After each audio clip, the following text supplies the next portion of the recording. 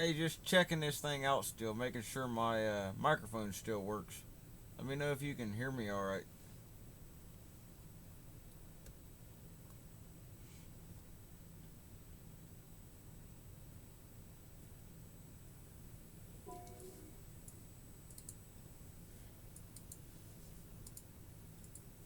Hey, just checking this thing out still, making sure my.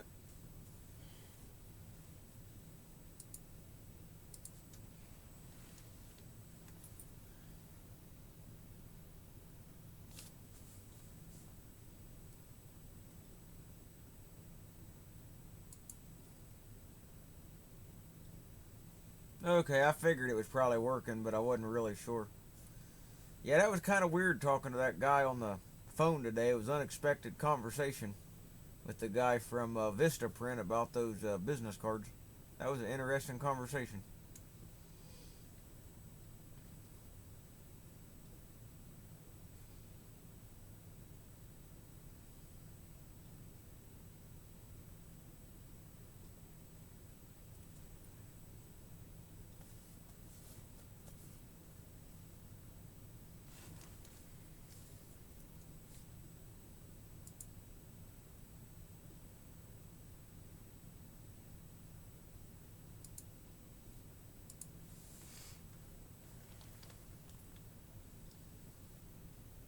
Just one of them crazy things, you make a phone call and you don't expect to talk about anything like this, but that's where it led.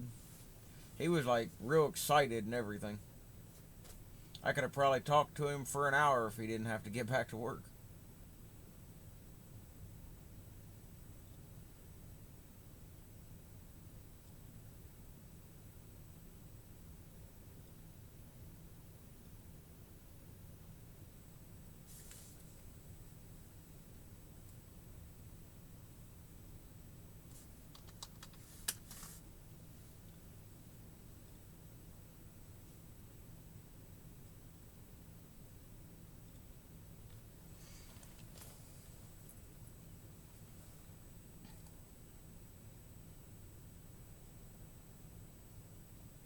The guy told me on the phone that he had been researching for quite a while anything metaphysical, and he couldn't find anything. So he was like real excited. Said he would stop here when he gets a chance.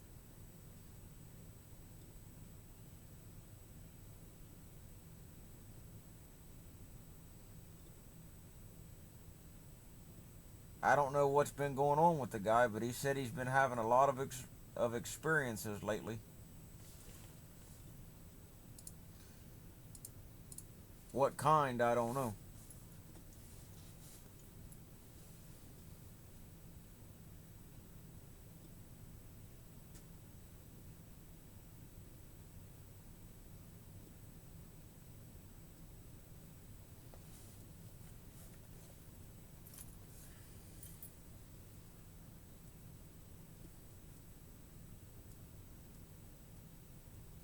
Even Mallard said things will happen where you least expect it.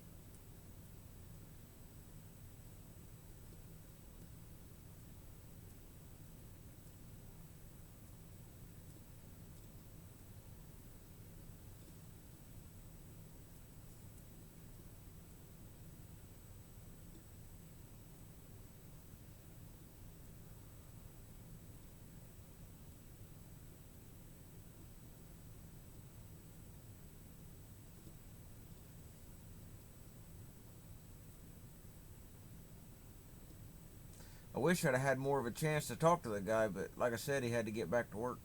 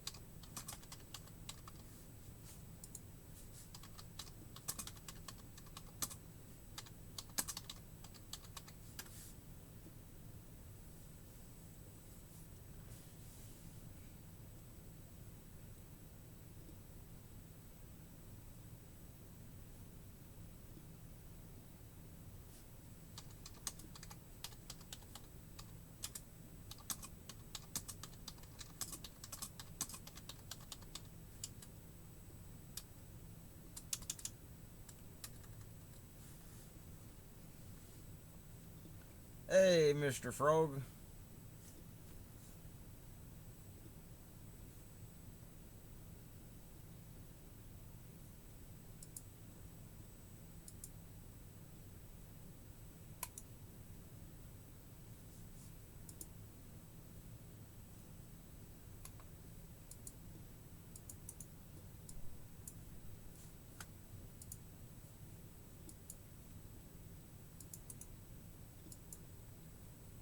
Can you see the video or hear me at all, Frog?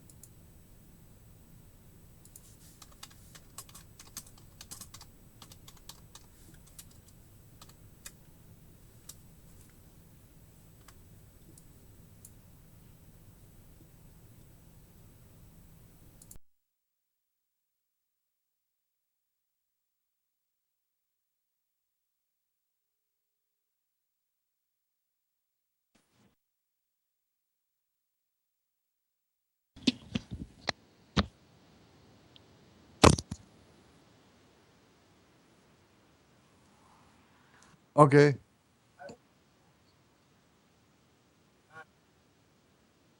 Yeah.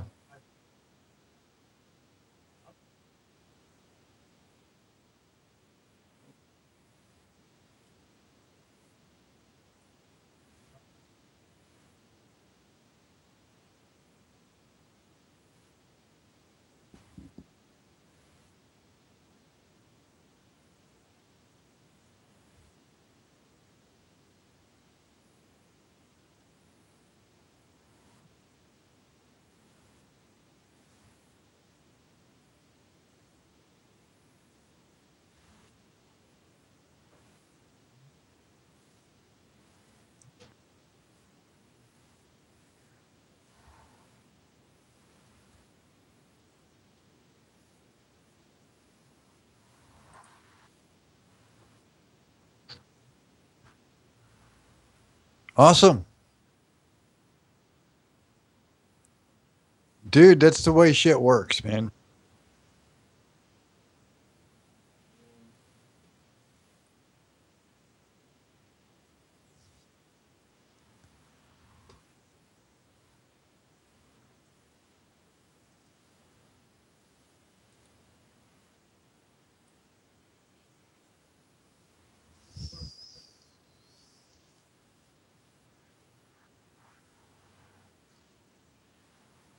Yeah. Well, you're gonna be amazed at the shit that I talk about tonight. I got no guests, so it's gonna be open lines after I run my mouth, and it goes wherever it goes. But we had some wild shit going on the last 2 weeks, and so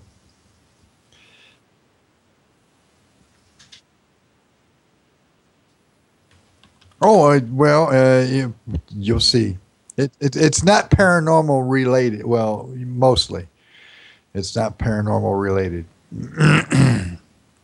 but it's yeah. It's put this way. I have several reasons for doing a show tonight, and because I have been so busy the last 2 weeks, I haven't been able to do a show. Yeah. Last weekend was the shit that happened, and then it was an up and coming birthday party and stuff like that, and it was Kelly's birthday and Willow's birthday and all that, and the week before that, at the moment I can't remember, but there's something going on, but I don't remember what the hell was going on. um, it was freaky, man. Yeah, I So figured I'd do a little Skywatch tonight. That I was doing for a few minutes in the daylight, and I got my lens cap still on, blocking out most of the light. So once I remove it, everything will clear up. Oh, so you're gonna do a Skywatch and not hit the show tonight? Okay. No, I'll hit it too. I can do, Oh, okay. I can do both. That's cool. Yeah, that's no problem. I don't really expect too many to show up in here anyway, because it was kind of a last minute thing. No, yeah. Well, that's the way this is gonna be. I've told a few people, and I put it on Facebook, and whoever shows up does. Yeah. It's like last week I didn't have a show, and I went on like there was going to be a show there at first, but I didn't have one, and I basically the numbers that were in the room last week, they sucked. So Yeah, it happens. Hi, Lorraine. Everything comes in, spurts, I guess. Yeah, well, it's summertime, and most people Right, they're out doing stuff, whatever. they're out doing shit, man. So yeah, it's kind of a slow time of the year for everybody. Yeah, I mean, you would not believe the amount of stuff I've had to do just to run a house. Yeah, this is the time of year everything seems to happen, because even though we're a decent ways away from winter, people still always try to think about that, get all the projects done while they can, and all Yeah. that stuff. So You got to get it done. That way you can enjoy it. right, the first part of the year usually does suck because you're so busy trying to get it all done so you can use it for the second half. Yeah. So anyway, so Yeah, like Lorraine's I say, ear is still messing up on her, yeah, and I just made her a bunch of Buckeyes candy. yeah. I made 35 of them. I'm gonna send them to her. Where's mine? She never even heard of them. Really? Well, she's not Ohioan. She's up in Canada. True. She heard of the actual Buckeye. I'm gonna send her a bag of those too.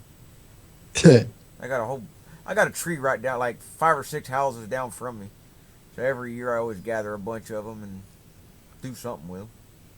Yeah, well, I put up some fence today because the dogs were jumping over the chicken wire I had there. So, and I planted some trees. That's what I did. And washed my bike. Yeah, Got a a friend new of tire. mine's got a bike. I went and rode with him a week or so ago. It's fun. Got a new tire on the back of mine the other day. Yeah, I saw where you Yesterday. posted something about that. Yeah. Yeah, well, it's like it needed it last year. I'm amazed it lasted as long as it did. Yeah. But, that's the power of magic. Yeah. Yeah, my buddy, he's taking off in a couple weeks for Tennessee. Him and his wife's riding the bike down. He got a 2014 Harley. Yeah, that's nice. Yeah, it's nice. If we go riding for any length of time, me and Kelly, I always have to listen to how her ass hurts. Because her seat, Yeah. she needs a different seat. The one that's on his, it's the most comfortable thing. The closest thing I could compare it to is if you ever went to the barber and sat in the barber chair, that real thick, you could almost fall asleep on the back of his bike. I mean, it's that comfortable. Of course, you wouldn't want to do that, and it's factory seat and everything, but it's a Harley Unlimited, so it's a bigger bike. Oh, so yeah, he's got one of It's those. probably more for long distances. Yeah, Well, he's got a big bike like Steve's. it's got all kinds of stuff, dude. It's got satellite radio, GPS built in. The back seat's got 2 big speakers built in it. It's nice. Sounds like it. Yeah. But for the price he paid for it, it ought to be nice. Well, yeah. See, I can't afford nothing like that. Yeah, he 22 grand, and all he does for a living is deliver pizzas. Makes good money. Delivers pizzas, and he got a loan on a $22,000 motorcycle. He makes about $2,200 a month. Delivering pizzas. Yeah, Not in this town. most of it's tips. He's only making minimum wage. He hadn't touched a paycheck in months. He just lives off his tips. He break $60 to $100 a night. Dude, he's doing something else. I used to No. deliver pizzas for a living, man. The He's guys doing are- something other than just No. delivering pizzas. All the guys are like that around here. You order a pizza, it might be a guy pulling up to your house in a Cadillac Escalade. They're making some decent money. All of them. Well, they must order a lot of pizza. Dude, He's I'm telling usually you, got it's his routine customers mostly. But yeah, he gets good tips. yeah. His wife's a manager at a same business but different location. That's good. So yeah, they do pretty good. But yeah, a lot of the pizza guys around here make good money. I would have never thought so though. No. But I think it was just on display. I didn't get to see it, but Dad did. Domino's had one of those new cars that they built here about a week ago. Yeah. Things are weird. I saw the website for it. Got a built-in oven and everything, like a warming oven. But it's a Chevrolet Spark, little car, but pretty neat though. Yeah, our pizza guy ran the stop sign and fucking got hit. Oh, that's not So, good. Yeah, this small little town I'm in, that's about all we've got is pizza places. I think we got 5 or 6 of them. We don't need any more, that's for Probably sure. why they do such a good business. Because that's all we've pretty much got. There isn't much else. We don't have any restaurants, so to speak. They're all either fast food or pizzas. So it's just, a lot of business. Yeah. Even though yeah, it I is was a small thinking the same town. thing, Lorraine. And I think there's a little bit more than just pizza delivery going on But there. that's all of them, I though. mean, if that's all they got there is pizza or McDonald's, what would you rather have? Exactly, and most of them are routine customers. So it's not just a whole lot of just one-time customers. They can pretty well look at the clock and tell who's going to order something. So it's just a routine thing. Yeah, it's crazy though. I would have never thought make tips or anything like that, but hey, it happens. Yeah. Because, and usually when he works too, it's only usually him and one other guy, so they get not a lot of competition with other drivers. That's what hurts a lot of them when they hire so many, and then you don't get that many deliveries. You won't make that much. He'll get 35, 40 deliveries sometimes in one night. Wow. So Yeah, that's a lot of delivery. yeah, so that's the reason he can do it. Normally, yeah, pizza person wouldn't make that much, but he's been there, I think, 5 or 6 years. He does all right. Yeah. I mean, he gets it there on time, makes it the way they like, you Yeah. know. Makes a big difference. Yeah. Good service. And I never thought of it before, but it makes sense. I saw it on the news the other night. They had some story on about travel, and it said if you ever get lost in a town or don't know where you're trying to get to, don't go into like a gas station. Find a pizza place and ask the delivery guy. They would be the best person to ask for directions. They know where Yeah. everything's at. I never thought of it like that, but it makes sense. Yeah. They're the ones that are always out there running around. Right. But I caught well, I didn't catch it on camera, but the other night I was setting up my camera and I saw, I don't know what you'd call it. I'd say it's a UFO because I don't know what it was. I turned it into MUFON, and this investigator I'm dealing with, he's an idiot. He doesn't understand what I'm trying to explain to him. I drew it out, the whole deal, and he still don't get it. The object was going east to west, or west to east, west to east, and when it got like in front of my house, it went directly north, just like a plane going sideways, and he cannot understand that for nothing. I tried everything I could think of to get him to understand, but just a sharp 90-degree turn, but the object never actually made a turn. It just went away from him. It was gone. So I don't know what it was, but there was a UPS plane that flew underneath of it. I looked it up on flight radar at 28 or 38,000 feet. So the object I saw was about 50,000 feet, but still the size of a softball. But he wouldn't even take my answer a softball because it wasn't one of the boxes he could check mark on the form. Huh. I'm like, just write it down then. Everybody knows what a softball is. Yeah. And it went through a cloud, like this real light, wispy cloud. But when it did, the cloud dispersed. It went away, just like the wind or something. It was gone. So I don't know what it could have been, but it was weird nonetheless. It left a small tail behind it too, like a comet would, but wasn't very bright though. But the whole thing only lasted about 45 seconds though. Didn't last long. But it was interesting to see. I wish I could have got it on the camera, but I was setting it up at the time. Right. That's the way things usually go. I had it there, I had the camera on, but I didn't have the cord plugged into it yet for it to broadcast. So, well. One of these days, maybe I'll actually catch something. I don't know. And if I don't, I've always had fun looking. Huh? I went to a Bigfoot conference last weekend. Did you? Yeah, that was kind of neat. I'd never been to one, so I figured I'd check it out. Yeah, it was over. They had it in Cambridge. It was at a game reserve, actually, where people can pay to hunt. And that's where they held it at. Which was interesting because, well, I would never pay to hunt at one of those places. Those deer were tame. There was a buck, an albino buck, and I pet it and grabbed its antlers. I'm like, man, these things are tame like a dog. But yeah, we went to that conference. That was interesting. And one of the guys there, he's a cryptozoologist or whatever they call him, Ron Murphy. And I was telling him about metaphysical lemonade, and he loved the idea and everything. He thought it was real cool. He was the one that gave me the idea of getting some business cards, so I'd have something to give people. Yeah. Oh, that makes sense. Yeah. Well.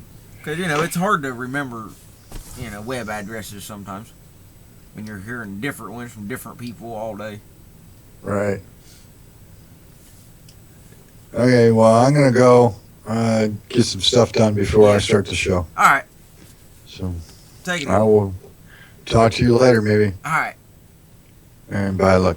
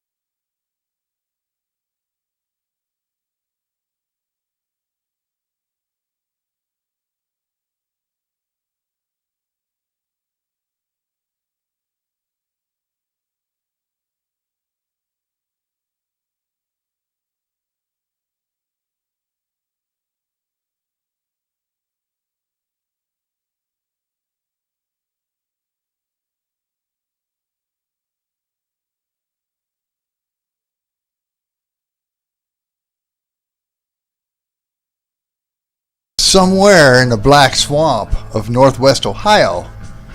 This is Swamp Gas. I am your host, Arizona Tramp. Oh, this is going to be a little bit of a different show tonight, guys. And because the doors are open, because it's so incredibly hot in here, you're probably going to hear the train from time to time really super well. Oh, I don't even really know where to begin. The last 2 weeks, I haven't really had a show. However, I'm going to explain that. It got real interesting. First, there was stuff going on here at home that made it incredibly impossible for me to do anything. And that's part of my personal life. That stays off the air. But last week, oh, there's the train.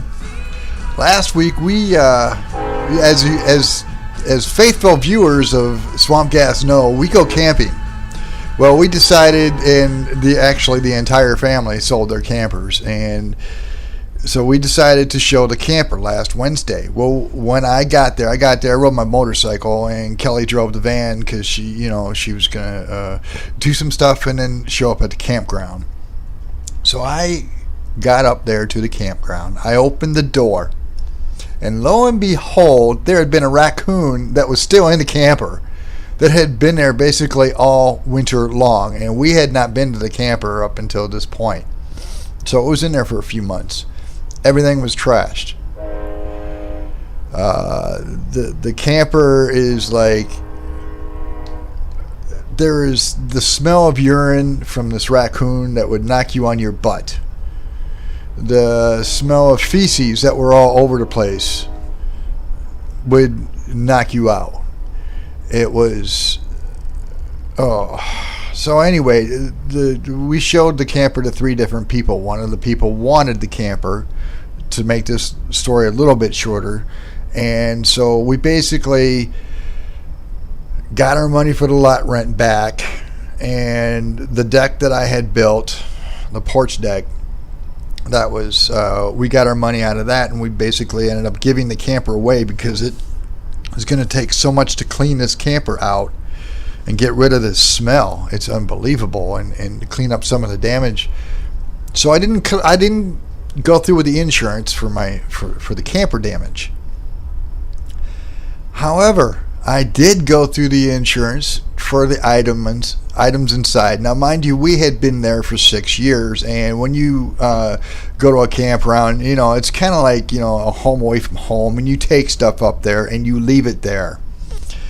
And I had renter's insurance on the camper because I was told that by my insurance company, State Farm, even though I'm not supposed to mention their name, I'm going to anyway, that I needed to have renter's insurance on the camper to cover the items. So what I did is I made a complete list of everything that was damaged, tore up, peed on, crapped on, and everything, and I was led to believe for 2 days that it would be covered under the camper insurance, and then they told me, no, it's got to be covered under so you have to open another claim.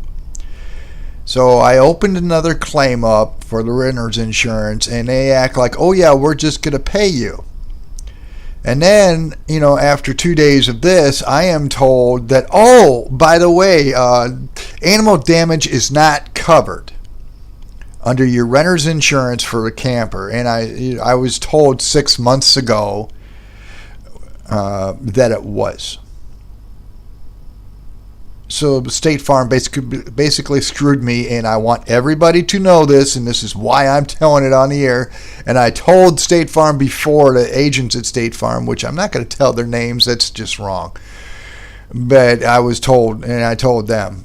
But I was screwed out of about 10 grand worth of stuff. And, yeah. So life has been one gigantic crap hole after another for the last 2 weeks. So I decided that, well, I need to go back to doing my show. People miss my show. People are asking me why I'm not doing my show. There's some people are telling me, well, you need to change your time slot so that it's a little bit earlier. Well, it's almost too early for the people on the West Coast already. And it's like, no, one of the main reasons that I can't do my show for me is because in the computer room that I'm in, the sun, up until the time it goes down, blinds my computer, and I cannot even see either one of my computer screens. So it makes it impossible pretty much, at least this time of year, for me to see the computer screen to be able to do anything on it. So Swamp Gas stays in the time slot that it's in. Also, Wednesdays, for the people who would like me to move, which I can appreciate why they would like me to move. And it's the only day of the week that I know for sure that I have absolutely, up to the last 2 weeks, I have nothing going on. And so that I'm able to do my show. Now, mind you that I do all the booking and I do everything for free. So, and there's this other saying that says, family comes first.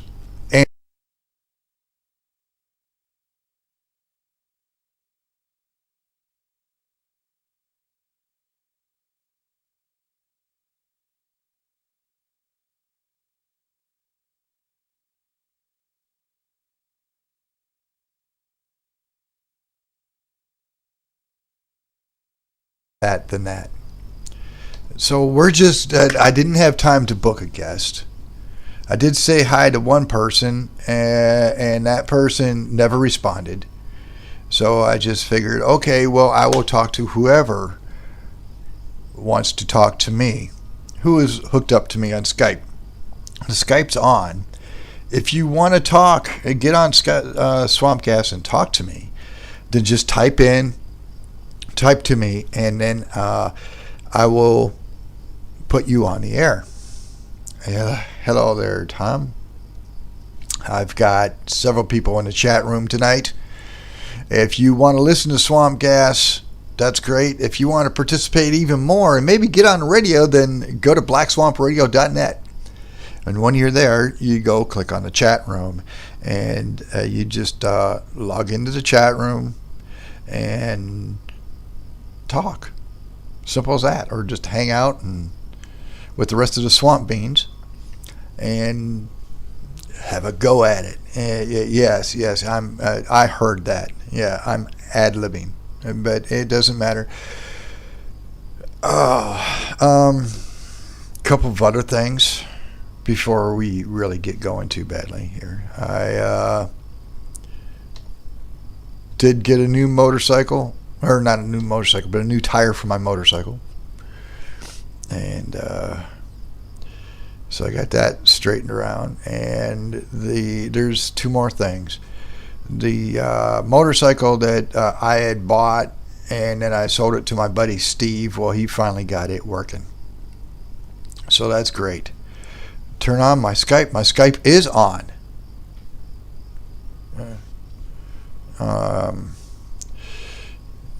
But anyhow, this last thing before we go talk to somebody. Our buddy Steve, truck driver Steve, the guy I was just mentioning, at 5 o'clock this morning, his father passed. And I want to take a little moment here to let everybody know that his dad died. And they've been expecting it. He's been going downhill for a while. But yeah, his dad died, and now he is at peace. Everybody knew he was going to go, and the funeral is Friday, I believe. And so I was going to go see him tonight. I didn't have time because I had a show to do. Yeah. Anyhow, I see somebody wants to be pulled in, and that's Tom Jensen. So I am going to go ahead and talk to you, buddy. Yep.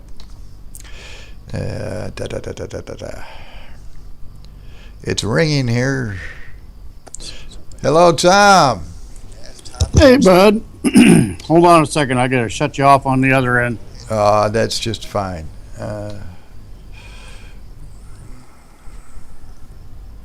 You gotta hang your turns there, guys. I mean, Hey, Frog. How are you? oh, I'm fine. I'm fine. So what's up? What do you want to talk to me about tonight, there, Tom?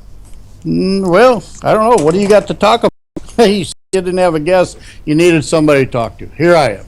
Well, Go ahead and talk to me. anybody can call in tonight, and it's just great, man. I mean, oh, we could talk about what a mess the raccoon makes, or whatever, Tom. I mean, I think how we is did your that wood? the other night, didn't we?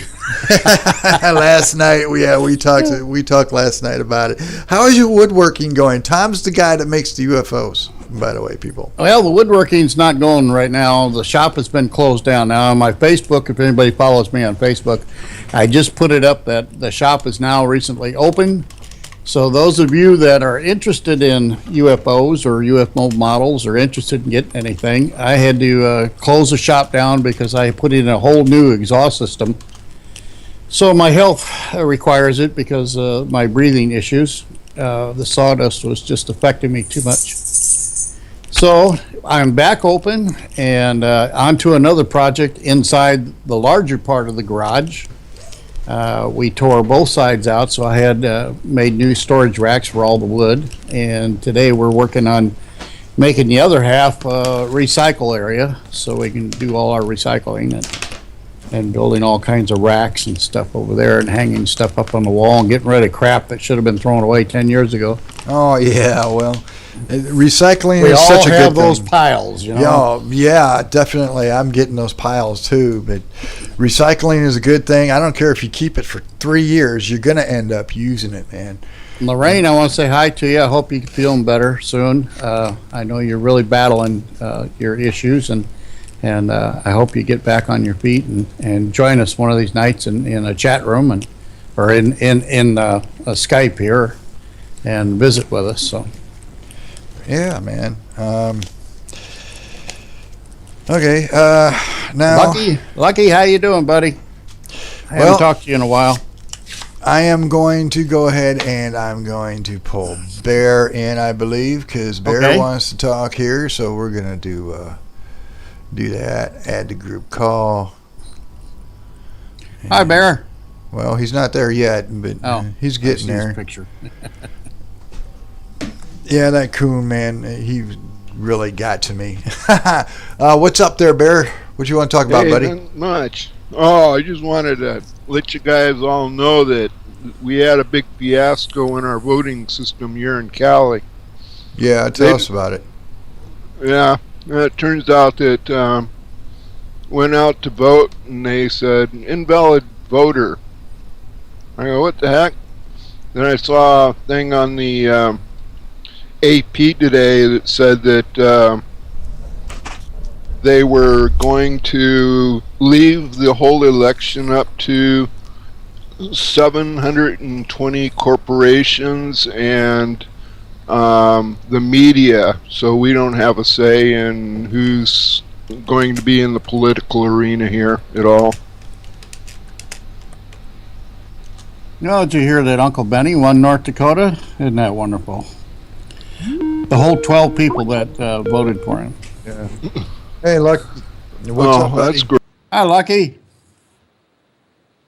Not much. Okay, so tell me, Bud, what'd you have to talk to us about here?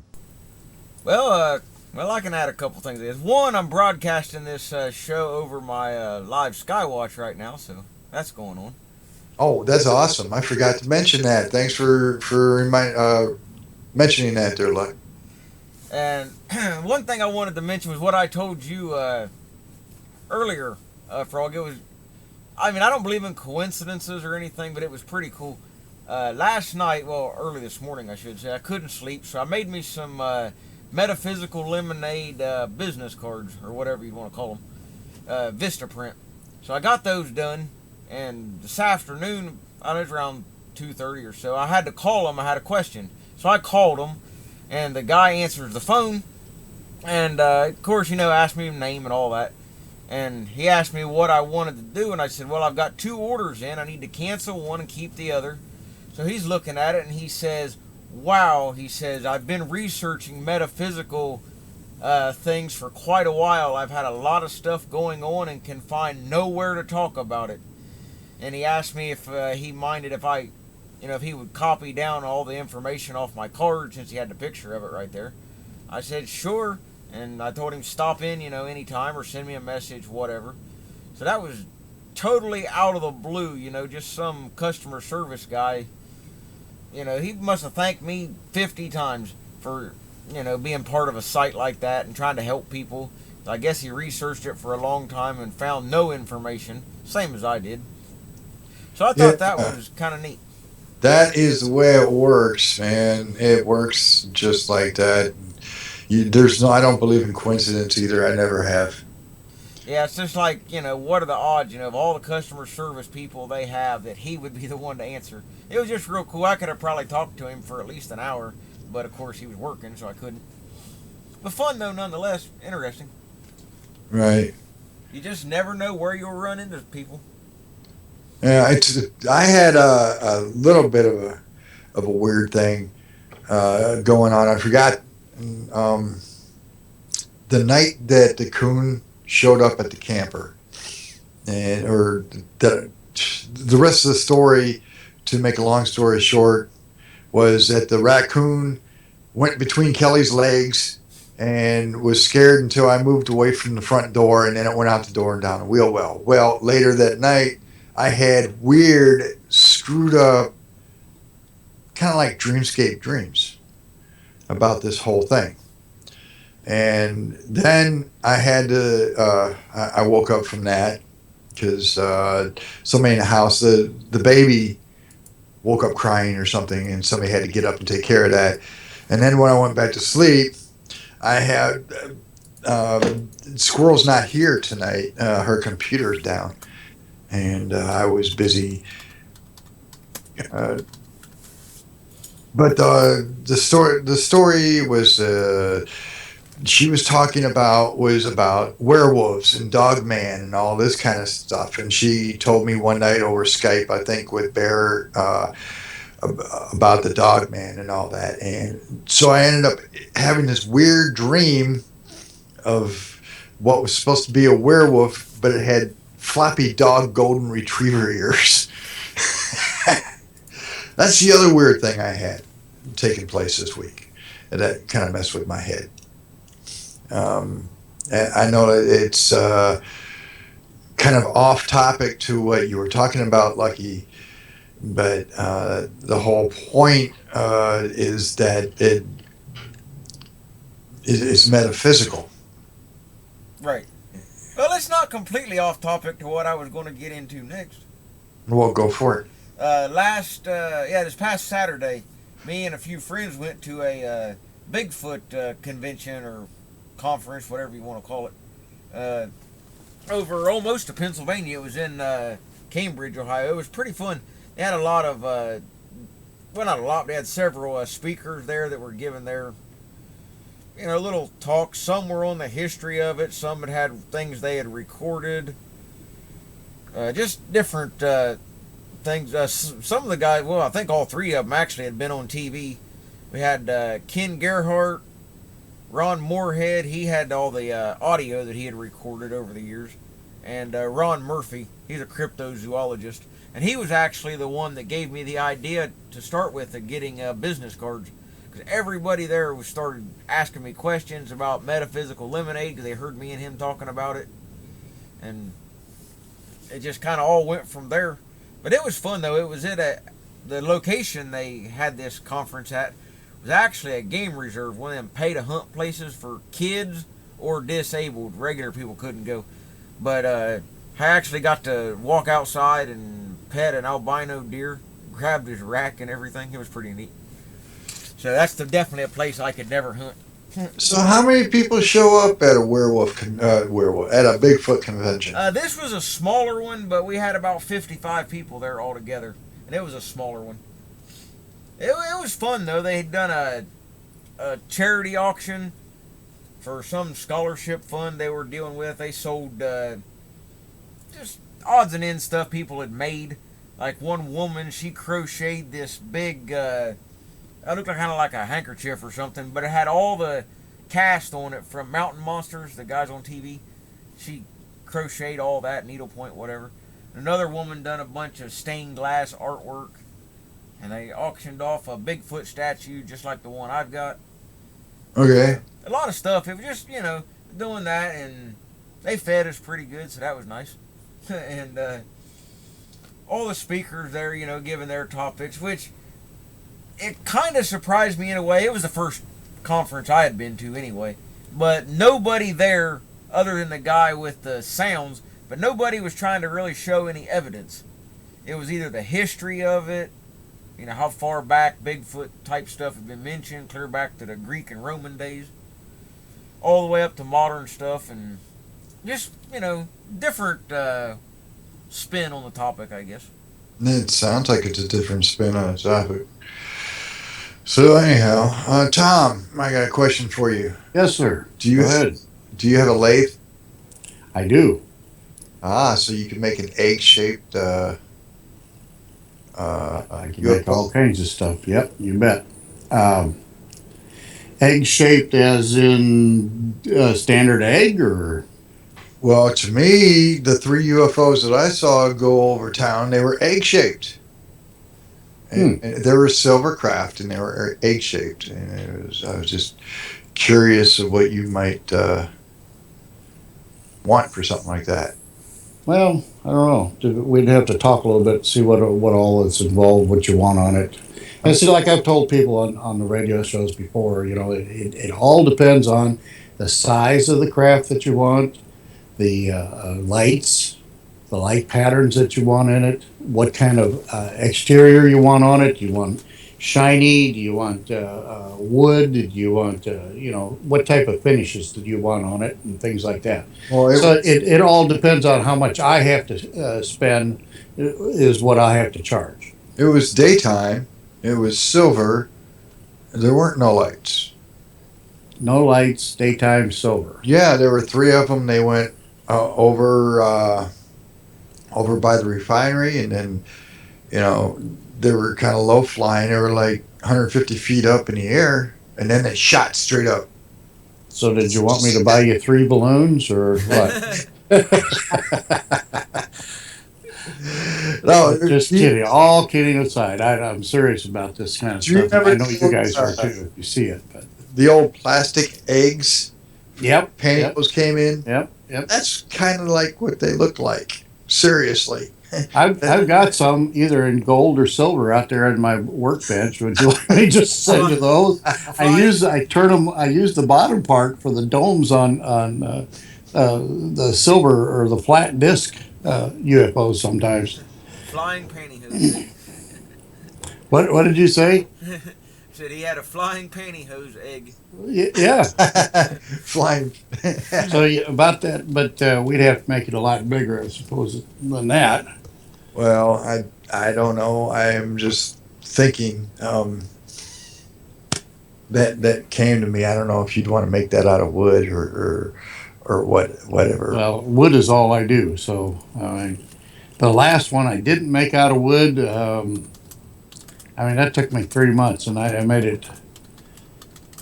I made it out of fiberglass. It actually started out as balsa wood, and then you put fiberglass on it, and you build it up from there. And actually, Race Hobbs has got that one. Should I give my latest sighting report? Go for it. They're like, Yeah, we want to hear I that. reported it. The investigator I'm dealing with is not the brightest guy, but this was June 2nd. Cause I reported it like almost immediately, and I was outside. It was between 12:20 and 12:28 in the morning. I decided to do a Skywatch. I got bored, so I went outside. Like I said, setting up the camera, and I just happened to look up. Didn't have everything set up yet, unfortunately. And I saw, I saw a plane first. It ended up being UPS when I looked it up on the flight radar, 38,000 feet. The object I saw was taller, or higher up than that. I'm estimating 50,000 feet, and still the size of a softball. Well, saw the bright light going from west to east, just following higher up in the sky, but just following the horizon, straight line path. And it gets in front of my line of sight, like where my house is and everything. And all of a sudden, without changing directions, not changing anything like it's going to turn, it just immediately goes sideways and leaves, like directly straight in front of me. Gone. Like Starship Enterprise type stuff.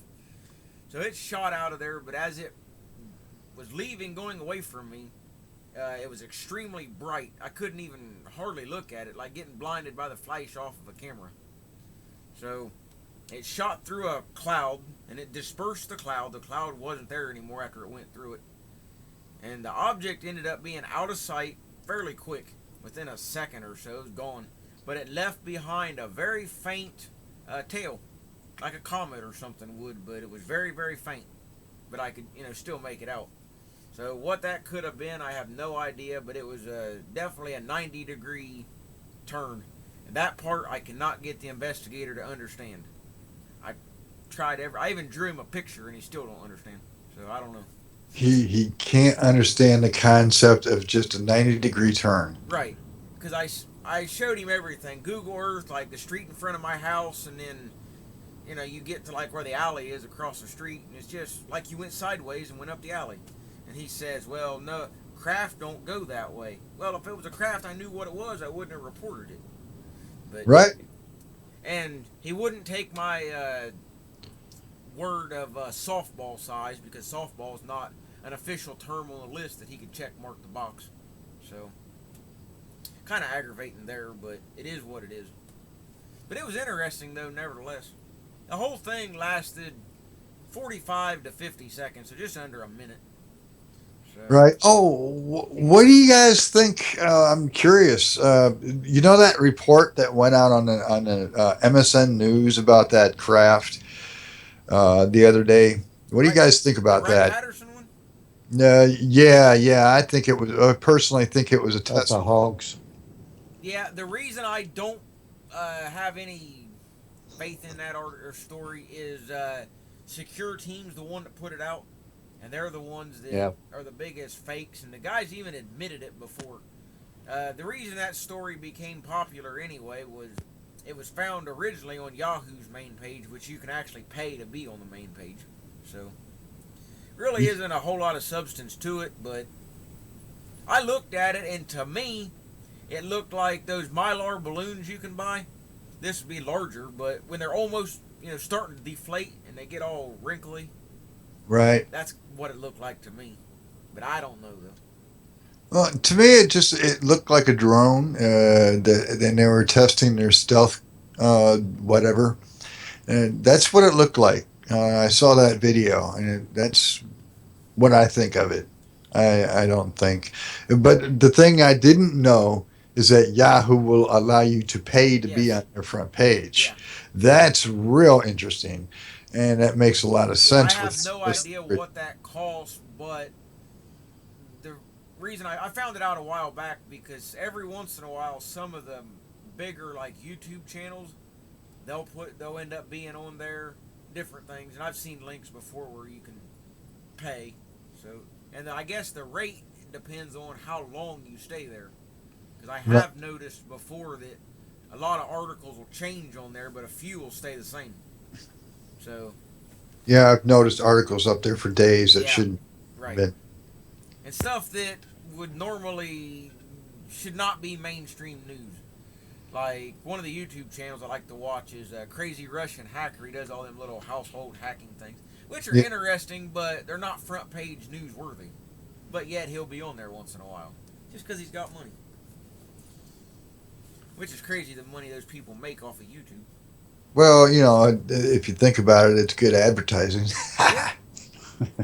Hey, Frog, I don't want to get you back on your soapbox, but I wanted to talk to you a little bit more about your insurance company. Oh, go for it. I had those people back in 1982. Now, I know I'm telling my age here, but we lived in a mobile home at the time, and we had a 500-year flood come through. Oh, wow. And it wiped us out. I mean, everything. It took everything we owned. It even went 4 foot over the roof of the house. Wow. And I'll tell you what, that particular insurance company did about the same thing they did to you. I mean, we got screwed from top to bottom. That's interesting. You And know, they They gave actually you the saved line, us. you have to have flood insurance. We're not going to cover you. yep, that's exactly it. They did the same thing to me during the Yep. '89 earthquake. We got State Farm here. They actually have treated us very well. 'Cause when I was 14 years old, I wrecked a bicycle.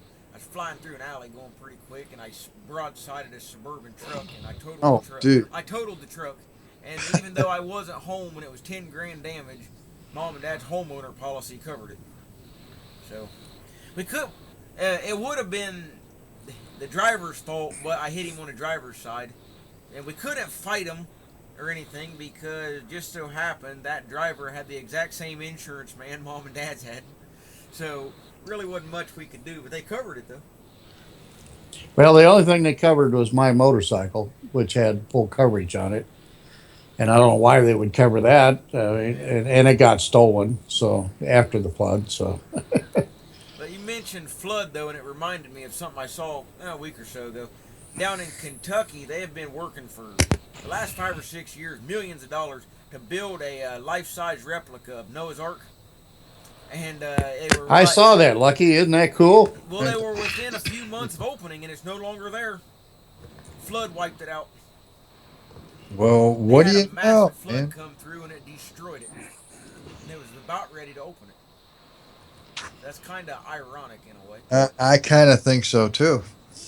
Yeah, they spent, I don't know how many millions of dollars donation-wise, and they went through all the biblical text on dimensions, and everything was supposed to be life-size, but yet, for some reason or another, it couldn't withstand a flood, so somebody messed up somewhere. I just wonder where they get the backing for all this. I look at that ship Yeah, and the thousands and thousands of dollars that had to be poured into that, if yeah, it not was just, millions, yeah, it was, to build it. the article I read had the completed project right around $7 million, and Yeah. it was all donations. What bank, what, other than Donations. Donald Trump, who's got that kind of money, It you was know? all those big churches and private donors, but mostly big churches, almost like the churches you would see on TV, on Sunday morning or something. Well, Big. are they buying a ride They're or what? just donations. Probably tax write off, but churches don't pay taxes on them anyway. So, but those preachers on TV that get big money from those churches, they probably trying to find some tax thing loophole. I don't know. That's where a lot of it came from. But it's just kind of ironic, though. Something art to survive a flood, and then ends up getting wiped out by one. So, Well, somebody messed up in the biblical text. something. Somewhere along the way, they forgot to put in a comma or a dot Yeah, lost in translation. lost a couple of cubics somewhere along the way. Right, Well, lost in translation. I kind of look at it from two different angles. I look at it like, number one, you're not supposed to rebuild something like that if, in fact, that was something that was handed down and is holy. Right. Number two, if you go the other hand, they were idiots for building it in the first place. Yeah. Well, they have a really nice motel. Okay. A really nice motel. Just keep the raccoons out of it. I got scared by one. Good of one, them Bear. last night. Before I canceled my renter's insurance today, I called up and because the case was still open on the camper. And I called him up and I said, well, the camper was no longer in our possession. We ended up giving it away, basically. It's because I had to just give it away. She said, oh, no, can't do that. And I said, fine, cancel me. Cancel my renter's insurance and cancel the camper insurance because I'm done with State Farm. You can, and I kind of went off. And the poor people that had to listen to me rant and rave. I mean, I was so pissed, man. I was livid. I mean, dude, you have no clue how pissed I was. I'm surprised she didn't hang up on you. Yeah, I am too, but I don't think they're allowed to hang up on you, and that's why they did. Yeah, as long as you don't bring any language into it or start calling them a lot of personal stuff, Well, then they kind of have to listen to a little bit of it. I wasn't gonna call them any personal name. They're just sitting there doing whatever they're told to do. Their Sure. job. Yeah. And I'm not going to like go off and call them all kinds of names in the book, things like that. But they knew I was pissed. I'm the same way. You know, I'll yell at people, but I want to make sure it's somebody that can actually do something, not just the first one to answer the phone. Now, the State Farm agent that was at my office that we had a discussion for 50 minutes yesterday and a half hour today before I canceled everything and dropped everything.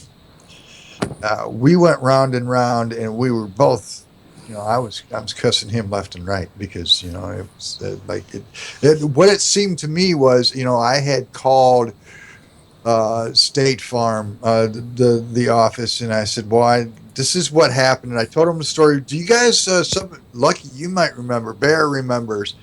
We had last season. When we first went up to the campground, we had baby coons, and we have pictures of the baby coons that we brought home. And Mama ended up getting shot by the campground owner, who's a dickhead. And and You ever think about taking them to small claims court, Frog? but well, I don't know. Let me finish my story here. All right, because it seems I called them and I specifically asked them and told them about the baby raccoons and all this in my camper the year before. I want to make sure this is covered. I was told it was covered, and it's almost as if after they told me it was covered, they led me to believe it was still covered, and they took that clause out of my policy so that I would get screwed and they wouldn't have to pay any money if it happened again. Do you still have a copy of the original policy? No. We moved, Bear. There's so much. I couldn't tell you if I have a copy or not.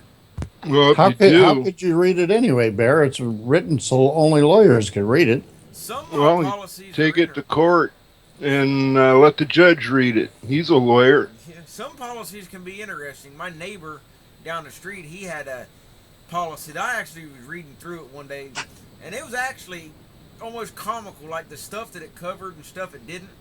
Like it said if somebody in his yard gets stepped on by an elephant, it's not covered. But if you get hit by a kangaroo, that's covered. Now, what in the world did any of that stuff mean? I have no idea.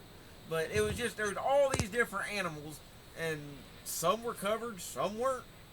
Well, the lesson. What insurance company was that, Lucky? I think it was Allstate. Yeah. It was just a weird The thing. lesson that I learned from all this crap is that you need to be damn sure of what's covered under your insurance, and you need to be damn sure that you make a list of everything that you own and put it in a fireproof safe, and you need to make have receipts. This is imperative, but most of all, you need to make sure that everything that can be covered by anything, any scenario that can pop into your freaking head, you need to make sure that that's covered. It's like we live out here in the swamp, all right, but we have deer out here, and I asked the guy, I said, if a deer jumps into my house, this is under homeowners insurance policy, and it would be under my renter's insurance code. If a deer comes into my house and is scared and destroys absolutely everything in the house, am I covered? He says, no, you're not covered by animals. I said, at first he said pets. And I'm going, okay, well, I can understand I'm not covered by a pet, because if I bring a dog in and that dog trashes the house because the dog isn't trained well enough, so that's my fault because I willingly brought him in there. But basically that he can't, the deer came in, and it was not I didn't ask the deer to come in my house, but he came in my house. It doesn't matter. It's not covered. Well, I think I would have an argument there because, that's an act of God, in my opinion. And you would be covered. They cover for acts of God on other things. Why wouldn't they? God controls the animals. Why wouldn't he, if he's controlling this animal or whatever, he comes into your house and tears it up, that's an act of God. Well, in my opinion. And everybody's entitled to their opinion. Yeah. That's basically what I would be told if ask them that question. I know under Kelly's insurance, she's covered under that. And I went so far as I made the scenario. Okay, so if I decide that I'm going to drive my camper to Yellowstone Park, and I leave my camper or I don't leave my camper, and a bear decides to walk in the door like bears do at the time. Hi, bear. That's right. Hello. Mr. Yogi over there. If a bear comes in and trashes my camper, I'm not covered. He says, no. I said, what the hell do I have insurance for that? Why did you mislead? Anyway. So. Well, I'm going to check into that now that you're saying that, because my insurance company, I'm not going to mention them because they haven't done me any wrong yet. We had a moose out in front of my house here about midnight one night. And they're rare for my area. I mean, I'm up here in kind of northern Minnesota, but you really got to still travel a little bit further north to get them. And he was huffing and a puffing right out here by my front deck. And I was afraid he was going to put his head right through that window. So I want to check into that. If I'm covered for wild animals, and if I'm not, I want to know why. Because I just put, a little over $15,000 worth of new windows in this house, and I don't want them trashed. Right. Well, that's the reason I'm talking about this tonight, and that's the reason I'm mentioning the name of the insurance company. I don't blame you. I'd be pissed too, but People I didn't. need to know about this, so I'm out here and I'm telling people all about this. I told people it was going to be a little bit of a different show tonight when it started, and so if people metaphysical or Bigfoot stories or UFO stories or paranormal stories and they want to talk about it or call in about it, that's just fine with me.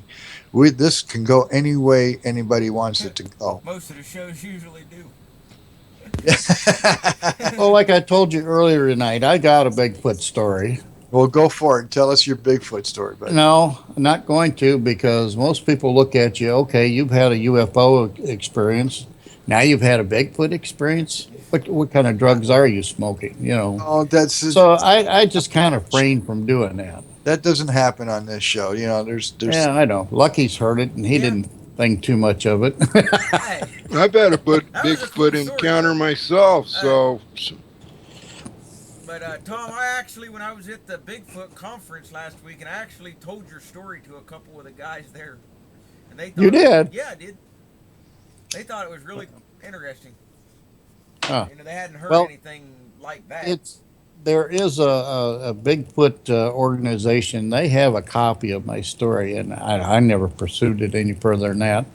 I just kind of figured those are God's creatures too. Let's leave them alone. Let's not be chasing them through the woods, screaming at them. A lot of states some of these TV shows doing. Yeah. That's the way I feel. Well, the TV show is nothing more than about money. Those guys wouldn't. Well, sure it is. Someone showed up on their doorstep. Yeah, they wouldn't tell you just anyway. not entertainment. They make too much money looking for it. And if there is this creature, and if it is what I saw, and they walk through the woods at night, trust me, they can see infrared in that spectrum.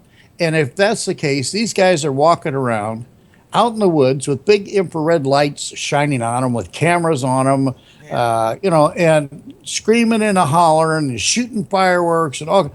Oh my God! Give me a break. What? Tell us what happened, man.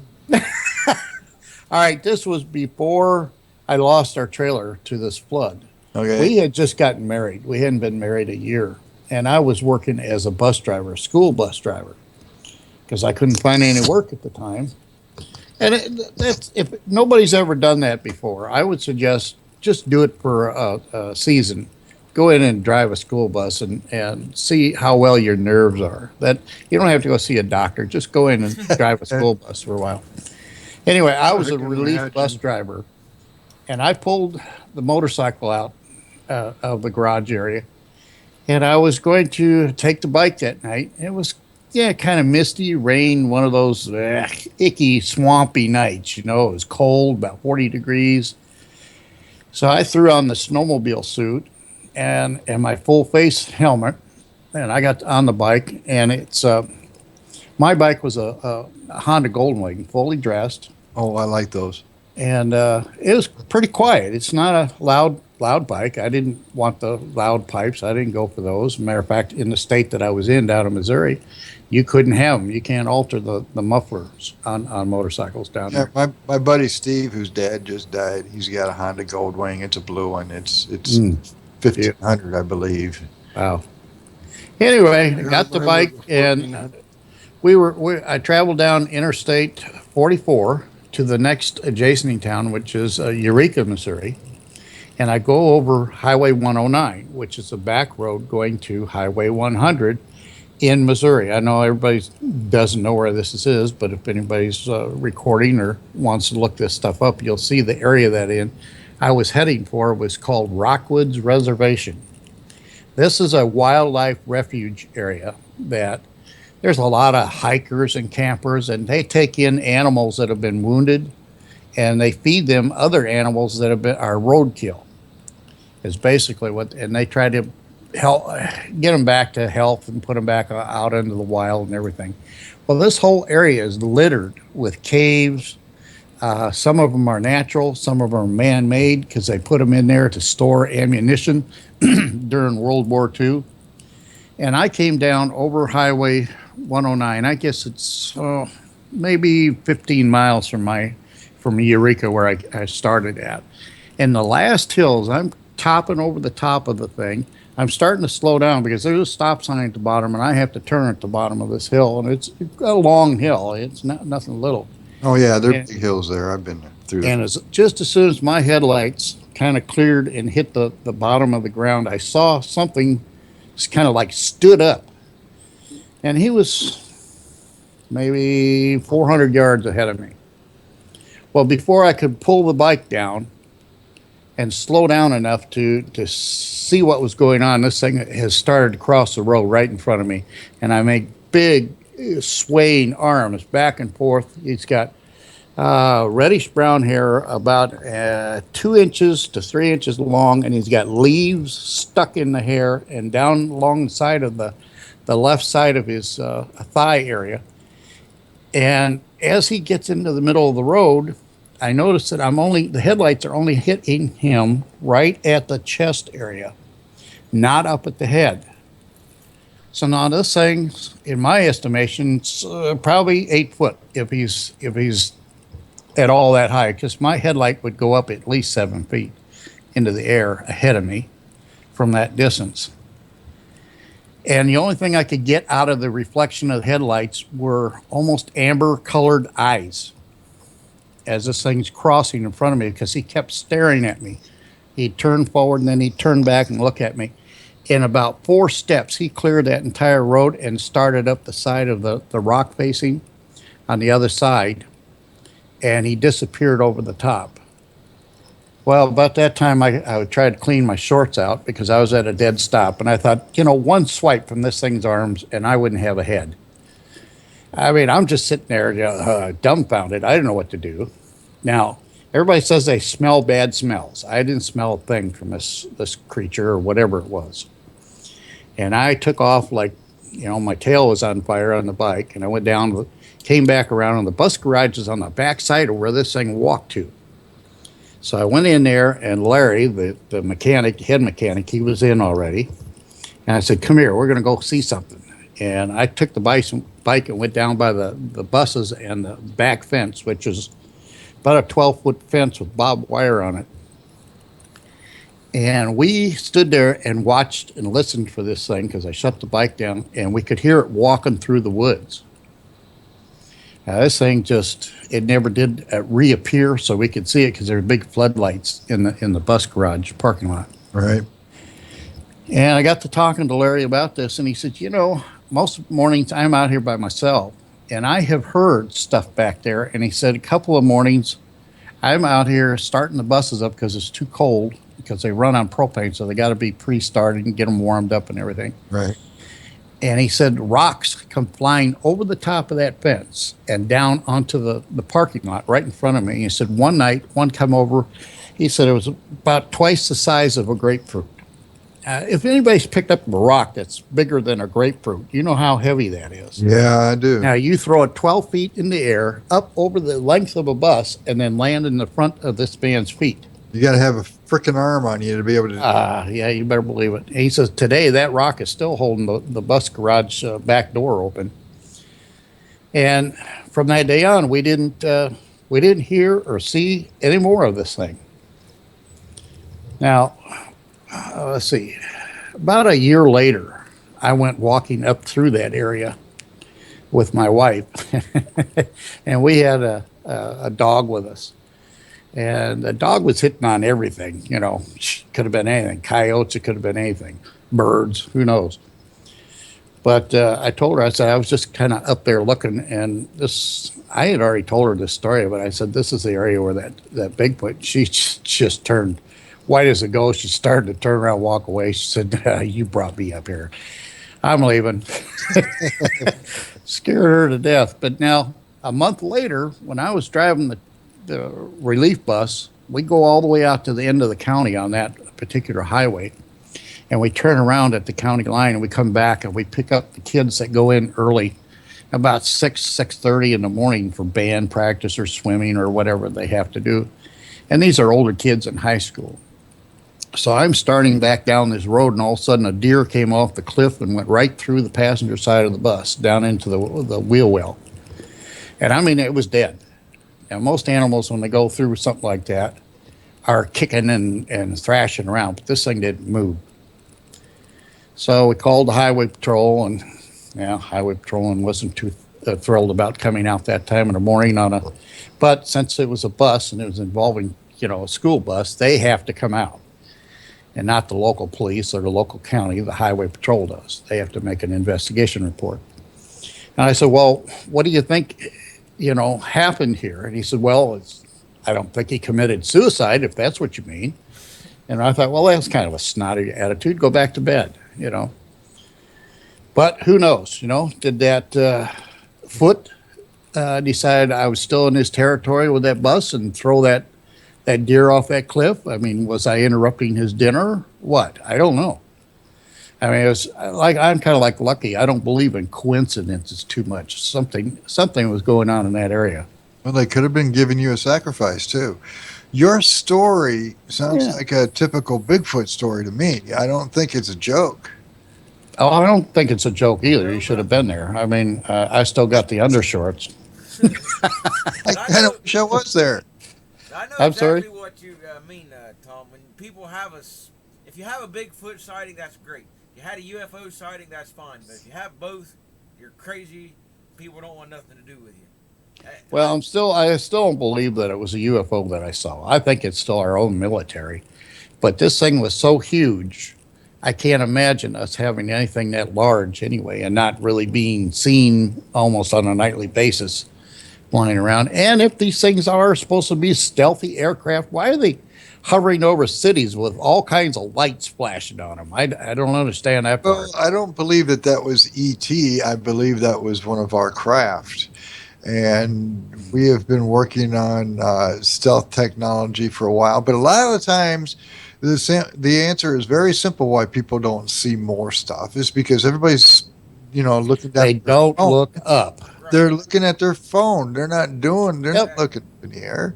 They're looking at their feet, or they're looking at, you keep a show clean. But I had a girl the other day. We were coming from the local Tasty Freeze down our main road, and there's stop signs for everybody along that way. I was on the highway, and we were getting ready to turn, and she shot right out in front of us, almost sideswiped us.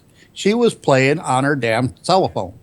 Didn't even stop for the stop sign, just shot right out there, and then gave me the finger. oh yeah, I wanted to grab her and drag her home by her hair and say, Mommy, Daddy, you need to do something with this child, 2 days ago, there was a guy delivering pizzas going right down a road, and somebody blew the stop sign and hit him. Oh, man. I had a naval pilot give me a UFO report, sighting report, whatever, yesterday. He was And the first thing the guy says was he's the biggest skeptic and doesn't believe any of it. But here's what happened. He says, I was at the local, we got a serpent mound's what they call it. It's ancient earthworks not far from me. And it's pretty, it's the largest earthworks in the world and all that. So we were there checking it out, messing around, me and a friend. And we go into their little museum gift shop thing, and we're talking to the guy, and we mentioned, about UFOs and our local group and things. And the guy says back during the Cold War, he was a pilot, and he was up near Iceland, and they were doing some stealthy as they could be then, night operations and things. And he saw a craft. He said he reported it. They had to at the time. He still thinks it's Russian, but I don't know. He said it was about 4 to 5 football fields in length, and he really couldn't make out any exact structure, but it blocked out all the stars. So there was a real clear, starry night, and there was one section there was nothing, and the craft just hovered. Like he said, he literally had to go like underneath it, lower the altitude of his plane. But he said it was probably something the Russians had. He said there's no UFOs out there, so I don't know. But it was interesting he told us, though, anyway. Right. There's definitely ET out there, man.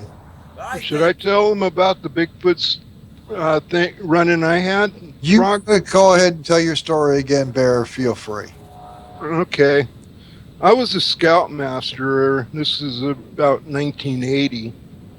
And we just bedded down the boys and everything, got everything calmed down for night. And the scoutmasters were, kind of on perimeter, kind of patrol to look for, dangerous animals that might be coming around the campsite. And so, middle of the night, we start hearing these big rocks, from the other side of the pond that we were camped at, going splash. We go, what the heck? So we went out there with our big mag lights and looked, and there's 2 big male Bigfoot, okay, reddish brown hair, about like you described. And they were literally taking these 150, 200-pound rocks and just like chest level, just throwing them 20 feet out into this pond. Okay. And as soon as we got the mag lights on them, they scurried into the bushes, and you could hear them kind of tromping off, but you really couldn't follow them because they were like blended into the terrain so well that you just couldn't see them. But we got out of there real quick because the feeling we got was like, you're too close, get the heck out of here. And we went back the next day with the rangers because it was in a forest, area. And we looked because we noticed there was a branch there, and they were about even with the branch. We measured it, so we calculated that their height was about 7.5 to 8 foot tall, and they weighed somewhere between 600 and 800 pounds. Wow. 600 to 800 pounds. Yep. That's according to the imprint in the gravel that they were standing in. It's one big mother heifer. Yep. Not something you would want to come across. No. In the middle of the night. And we got the boys out of there because we didn't want one of them rocks going through a tent. I don't have a Bigfoot encounter. I just have the upside down tree where they pulled the tree out of the ground and flip it over and stick it in a hole. I've never had any encounters. Still go out in the woods, though, and you never know. Yeah, this is in the High Sierra. In fact, if you guys want to make note of this, you're more than welcome to. But in Felton, California, there's a Bigfoot museum. A Bigfoot museum. Bigfoot Museum, Felton, California. That's just up Highway 17 from where I live, on the way to Santa Cruz. Did Did anybody happen to see the report? MSN had it. It was about a week ago, and I don't put any, faith into it or whatever. But I can't remember the guy's name. I'd have to look. Bassett, I think, was his last name. But he was. Stephen Bassett. That's it. He's the one that says that I don't know, he got some inside information or something, that there's about an 85 to 90% chance that before Obama leaves office, he will give full disclosure. Oh, I think that's a bunch of crap. So, And, but it was just interesting that MSN had the story. yeah, right. Well, it's the top of the hour. We can keep going, or I can play a tune, then we can keep going. It's up to you. It's your show, Frog. Here we go. Here's me doing a Johnny Cash acoustic cover.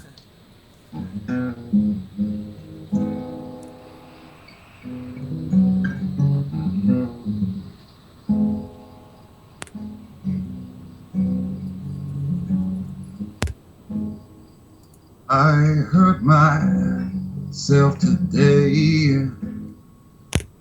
to see if I still feel. I focus on the pain, the only thing that's real. The needle tears a hole, the old familiar sting. Try to kill it all away. I remember everything.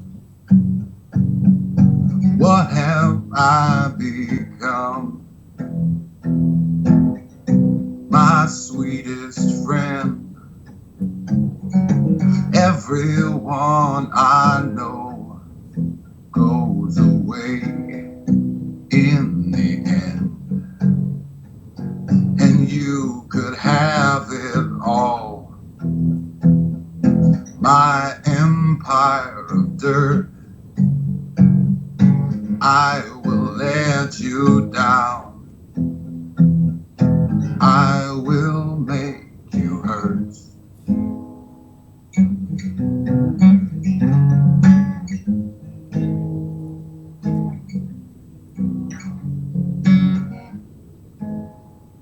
I wear this crown of thorns upon my liar's chair, full of broken thoughts I cannot repair.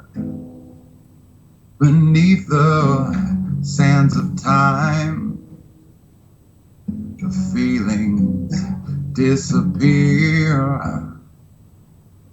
You are someone else, and I am still right here. What have I become? My sweetest friend. Everyone I know goes away in the end. And you could have it all. My empire of dirt, I will let you down. I will make you hurt.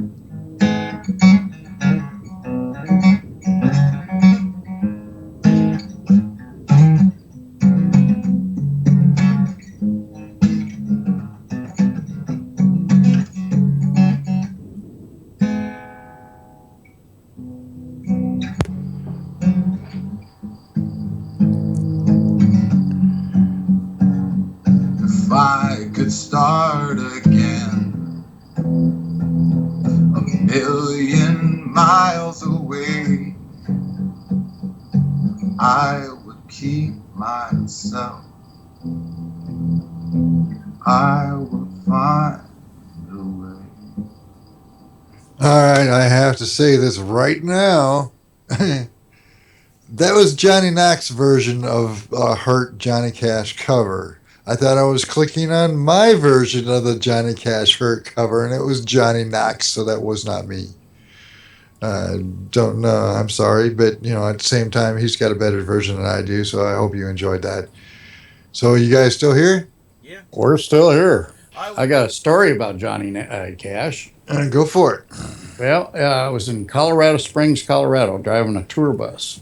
I drove tour buses all over the country.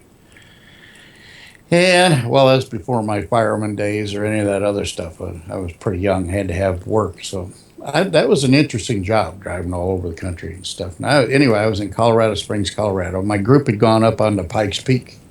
And they take Gray Line, the vans that take them up there because the buses can't go up there because they're gravity fed on fuel. Right. And I stayed down because I'd been up there so many times, and it really kind of screws with my ears. And Elaine will attest to that. Uh, anyway, I was standing in the grocery line. It was a Price Saver store or Piggly Wiggly or whatever. I was getting some luncheon meat and a loaf of bread. And I turned around. I heard this voice I've heard so many times. And guess who's standing there? Johnny Cash and his wife, and their bus is out in the parking lot. They're in there buying food to travel. I just about was flabbergasted. I had him sign my loaf of bread. I didn't keep the wrapper. I lost it in '82 in the flood. I gotta ask this. So, did you act like a little schoolgirl? I did. I thought I was going to wet myself. I really did. It wasn't. Country western's not a big thing with me. Matter of fact, I listen to oldies more than I do anything. But to turn around and see Johnny Cash standing there, just talking. I mean, you recognize the voice before you recognized anything. I went, God, I know that person. Who is that? And I turn around and here's Johnny Cash, and I just about fell over. And I mean, the little checkout girl, she's like, She's dripping, huh? yeah. I don't know. I don't know where my mind was. I don't know. But when you first said you was going to play a Johnny Cash cover, I didn't hear the Cash part. I could have swore you said Johnny Carson. Oh, dude. I was like, it took me a second. I don't know where my mind was, but Johnny Carson. Then I thought for just a split second, oh, okay. I mean, Johnny Carson was good for what he did and all, but why the hell would anybody want to? I don't know. I liked his show only because I was forced to watch it with my parents. But I didn't follow Johnny Carson at all. Well, your show can go any direction, Frog, so, you just never know around here. If I was awake, yeah, that's true. They're lucky. If I was awake long enough to see Johnny Carson come on, my ass was in a lot of trouble when I was a kid. Well, I was a lot older than you, so I got to stay up till 11 o'clock to watch Johnny Carson. You were a lot older than I was. Just a little kid. Yeah. You star a little kid. Yeah, it's okay if you say so. Right, Bear? He's still a little kid, isn't he? Oh yeah. Yep. I think the only person that I ever, well, actually two. I was in England. I ran into a Meatloaf, and had lunch with him one time. And then going through O'Hare Airport, I ran into Tiny Tim. Oh my! Did you blow him a kiss? Tiptoe through the tulips. Yeah. Go through the baggage claim. Well, there was a band named Trickster that was opening for Great White and Kiss. This was Kiss's third live album, and they were in town recording. They did that in Detroit, and they did that in Dayton, or not. They did that in Detroit, Toledo, and Fort Wayne. And but anyway, I'm standing there. I didn't have any tickets, so I thought I'd BS my way into the concert, and I managed to do that. But I'm standing there talking to the drummer of Trickster for 20 minutes and didn't know who he was. I mean, so there's my and then I got everybody to sign my stuff and all that kind of stuff. So there's my brush with greatness. Anybody ever remember Flip Wilson? Yes, I remember Flip. I saw him one time. He came into Kingman, Arizona. I was down there working, as a kind of a night audit. I wasn't really the audit, but I was the assistant. I did running to rooms with towels and all kinds of crap. I've done a lot of jobs, guys. And he come in one night from doing a show in Las Vegas, and he pulled up in a big green, dark flaked, metal flaked Rolls Royce with a gal on each arm, and he's just as funny as he was when he was on TV. But I didn't get his signature. He was a little too busy. You forgot your loaf of bread. Yeah. Say, hold on. I got Cash's signature. You want to sign below him? Yeah, there you go. But I got Eric Van Dam's signature. I've never met anybody, what you say, famous. Maybe Eric somebody. Van Damenen. What is that guy's name? The UFO guy, Chariots of the God. Eric Yeah. Von Donigan. Von Donigan, yeah. I got his signature last month. Well, I got somewhere. I don't know. I'd have to find it. Charles Barkley. I got I used to drive taxi, and the dispatcher told me to go downtown and pick up my fare, and so I did. And this big old, I mean, this guy took up the entire back seat. He was that tall of my cab. Holy crap. And he said, You have a sunroof? Go to this airport, not the main airport. He took the little airport, a private airplane and all that kind of stuff. He said, I need to get here as fast as possible. So I did 80 miles an hour all the way there for a good 10, 12 minutes. Scared the shit out of him.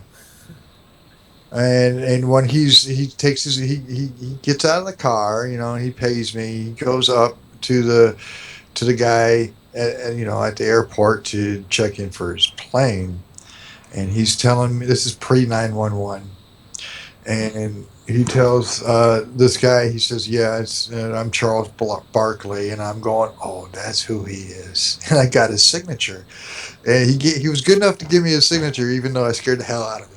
He said, I will never ride in a taxi in this town again. I got one more celebrity, and I never met the guy, but I heard the story. This little St. Clair, Missouri, in Union, Missouri, where I saw this UFO at. Who's the actor? I'm trying to think of his name. He played Roseanne Barr's husband on Rosie. I know who you're talking about. Yeah.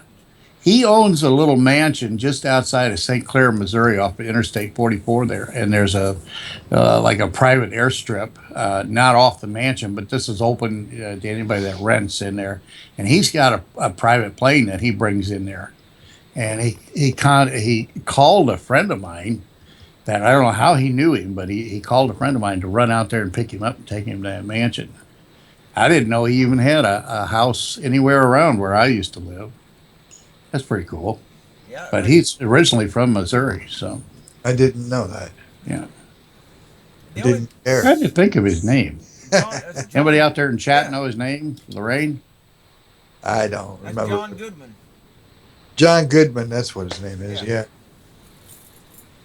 I don't know. Yep, there you go. I just muted myself, and I was trying to find the mute button again and say, yep, that was who I it don't know is, John why I knew Goodman. that, but when I was a kid, I always liked to watch all the game shows that were on TV. Different ones, Jeopardy and all those.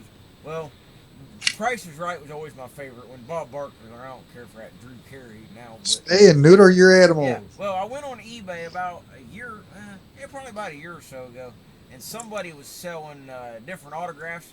I bought it's certified. I checked with the certification company before I bought it, even though I only paid $15. But I got an 8x10 photo of Bob Barker, autographed, certified. So that's kind of neat. I had it framed. Didn't cost that much to have framed, but I don't know, something kind of different. Yeah. Way back in the day, I worked. How far back was that, Bear? Oh, this was Stone pre Age. 1970. Okay. 1970. I thought you were going to go way back to the Stone Ages or something. Well, I could. But anyway, I got a job to deliver a TV and put up an antenna. And it was we got there and it was like this, old, big mansion type of place, and turned out it was Shirley Temple Black's residence. So I put the antenna on the roof and got out of there and everything. She's kind of like strange, but security and everything. But it's just like, Yeah, I you know. just never know. Well, well, I met some celebrities, so-called people call them celebrities. They're just regular people. I met some more of those people. I'm not going to mention their names in Sedona. That they live there, and that's why I'm not going to mention their names, because they don't need to be bothered. Well, But, you're a celebrity in the swamp. yep, huh? I said you're a celebrity in the swamp. In the swamp? Well, Yeah. Yeah. Oh, yeah, yeah, yeah, yeah. well, There you go. When I mentioned, and this kind of astounded me, when I mentioned to somebody at a certain insurance company what I did, he's like, "Oh, wait, you don't want to do that." you know, it's like everybody knows about this here now. It's amazing to me. Yeah. well, I don't know. I guess in certain circles she would be a celebrity. It's her name's Kelly Walden. She's a dream expert, and I've talked to her a few times. She deals with celebrities, Hollywood people and all kinds, analyzing dreams and things. And I tried to call in on Coast to Coast one night because she was the guest, and I wanted to talk about a recent experience I had, and I could get through to the person that screens the calls for the show, but they said they couldn't hear me very well on Skype, so couldn't talk. So I emailed her, and she ends up doing a segment of her show about my email, which was pretty cool. So I got on her show the next week. We talked a little bit. And then back about a month or so ago, about a month, I sent her the link to Metaphysical Lemonade and just told her, check it out when you get time, and never really thought much of it. Well, about 3 or 4 days ago, I finally get a message back from her. She checked out the site, and she loved the site and all that. So that was kind of cool. Yeah, it sounds kind of cool. I just thought about that now, Lucky, and it's probably my fault because I don't give out my email address. It's webmaster@unknownspirit.com. If anybody ever wants to send me an email about whatever the hell you want to send me an email about. But I have not this year gotten an email for the show. And it's like, what? I get enough. You wouldn't believe some of the comments that I get that I never say on it, I never talk about. A lot of people tell me What's You were an to email plug show? the chat room there, Frog. huh? You were to plug the chat room. I do plug the chat room, but I do that more in Skype and not Skype, in Facebook and in Twitter. Even though I did say something in Twitter today, but nobody usually says anything. I mean, I don't even have a Twitter account Yeah, I or a got blog Twitter. or any of that other crap. the reason I got Twitter is for this damn thing. Yeah, I got Twitter. Well, I got my own, but I got Twitter for Metaphysical Lemonade. We got Facebook and the site. Oh, Lucky, while I got you on here, is there any way you can jump on my website and pull that Facebook emblem off and signature to go, tell them to go there? I don't know if you can do that or not. I can't figure out how to get it off of there I should be able to, yeah. because I closed that site. It's not doing me any good. I've never gotten anything off it, so I open it and pay them to keep a business running on Facebook. Oh, okay. So you Yeah. just want the Facebook part taken off. Yeah, Okay. By the way, it's hashtag swamp gas, everybody. hashtag swamp gas. All right. For Twitter. God, I had that today. Had a big old bean burrito. No, I hear you, man. It was a big, well, I don't like to use the word coincidence, but it was cool nonetheless. The night that I had started our Metaphysical Lemonade Twitter account, I had only said a couple of things on there, just got it started. And I didn't think much of it, and it was Mallard from Jim Mallard from Mallard Report. he messaged me and asked me if I was tweeting anything right at the moment. And I said, well, no, I didn't think any significance at the time. Well, it just so happened it was the same night Beyonce came out with a new song, and it was called Lemonade. So I started using that hashtag. Man, it like exploded. I had like 4,000 people looking at the tweets within like 20-minute time period. It was just crazy, and all these people started following. It really took off quick. It was just one of them weird things again. Well, you would think that with the hashtag swamp gas, I would get that, but I don't. It's amazing. Yeah, I always, whenever I say anything on there, since Metaphysical Lemonade is the name of the, site, I just always put hashtag metaphysical and then hashtag lemonade. And I get all kinds of people. I mean, I'm just surprised though how quick everything's come together. I mean, we opened the site April 15th, and I just checked it before the show started.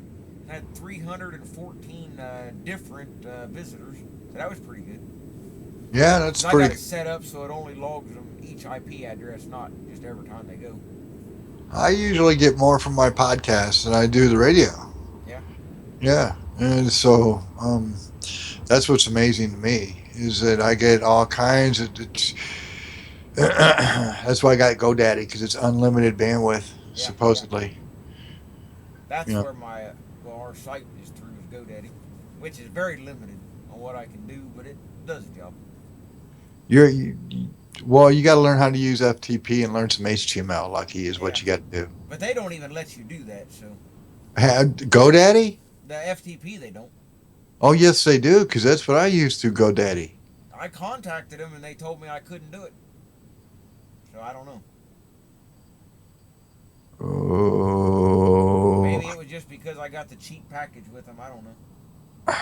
that might be. Well, you might want to talk to them again because everybody I know who has GoDaddy uses their FTP. So Because when I had originally, signed up everything, they gave me the website part of it just for buying the domain name. So, but next year the price goes up. that but that explains it right there. You got the web space to the domain name. You have to buy web space. When you Yeah. buy the web space, and it's not that expensive.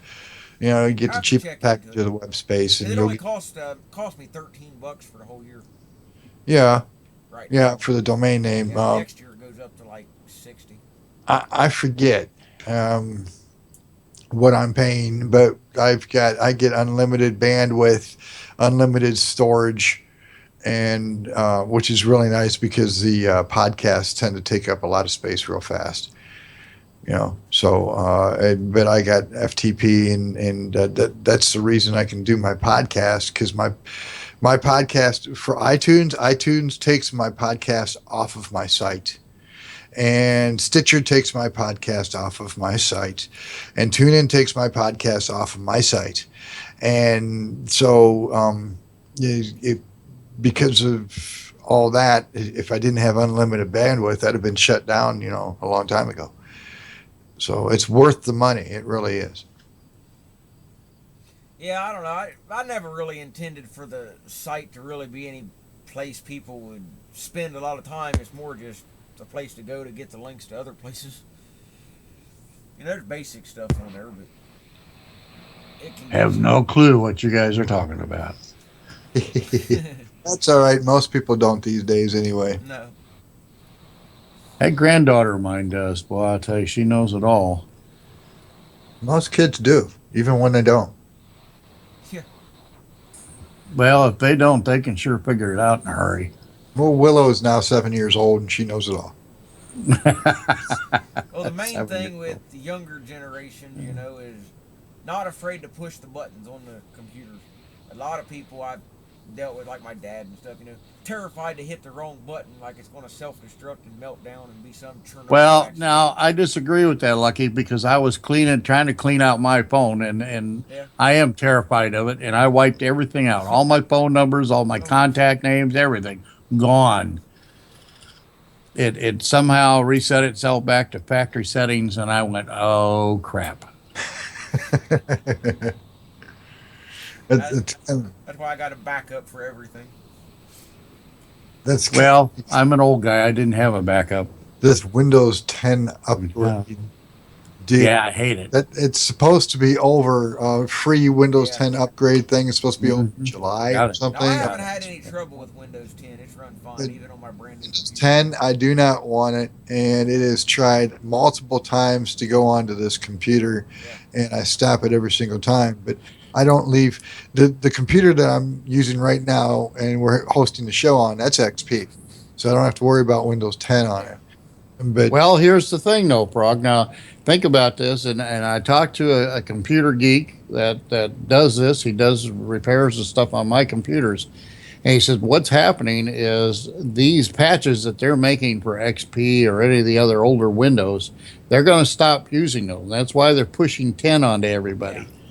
Because they're going to stop making those, and when your computer crashes and goes down, it's going to stay down. It's not coming back up well, because you can't get a patch for it. they can tell you that they can feed you that line of crap all the I no, this is what a computer geek was telling me. yeah, I don't know. I don't know anything about it. they're I gonna just say, well, passed it on. Windows XP is not being upgraded anymore, and it's like I don't want it upgraded. I don't care. Yeah. I use this computer with XP on it for one specific reason and one specific reason only, and I will continue to use it until the machine dies. Well, one good thing about XP that just came out is they are not going to be supplying any upgrades to XP, but they will be supplying, due to popular demand, Yeah. the security updates. What is that female's voice that keeps coming on there? What is she saying? Did anybody hear that? What female voice? I don't know. Somebody keeps cutting in users something room. I don't know what that means. Oh, you got the chat room. That's the chat room you're hearing. Where user enters room. I don't. Oh, I got it on, but I don't have the volume on. I got it turned off on your site. That's. Do you really? Yeah. That's the chat Yeah, if room. you click the little speaker down there, it shuts it off. Yeah, I've got it shut off. I got all kinds of cool little sounds going on in that chat room. Huh. Wow. Mm, Yeah, because we just got somebody entered the chat room. yeah, Bean. Bean. Yeah. Hey, Bean. How are you doing, bud? Hello, Lima.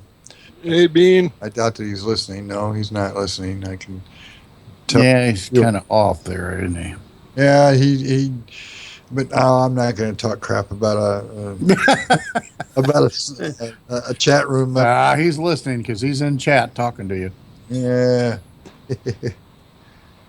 He says, "What do you want to know today?" I am glad this new computer I bought actually works a lot better. You know, that way when I do my live streams and stuff, Skywatches, I don't have to worry too much anymore. The one I had before, it just wouldn't cut it. But I had this one custom built though, Well, that's good. which I was surprised how quick they actually got it done. But My Windows 7 computer, I got it for free. The computer with XP on it, I got it for free, so I didn't have to pay for squat. Yeah, okay. I got an $800 computer sitting on my lap, and it's still a piece of crap. I got 900 in this one, and I couldn't put it together myself. I priced all the parts out, and it would have cost me about $1,500 to do it myself. I just let them do it.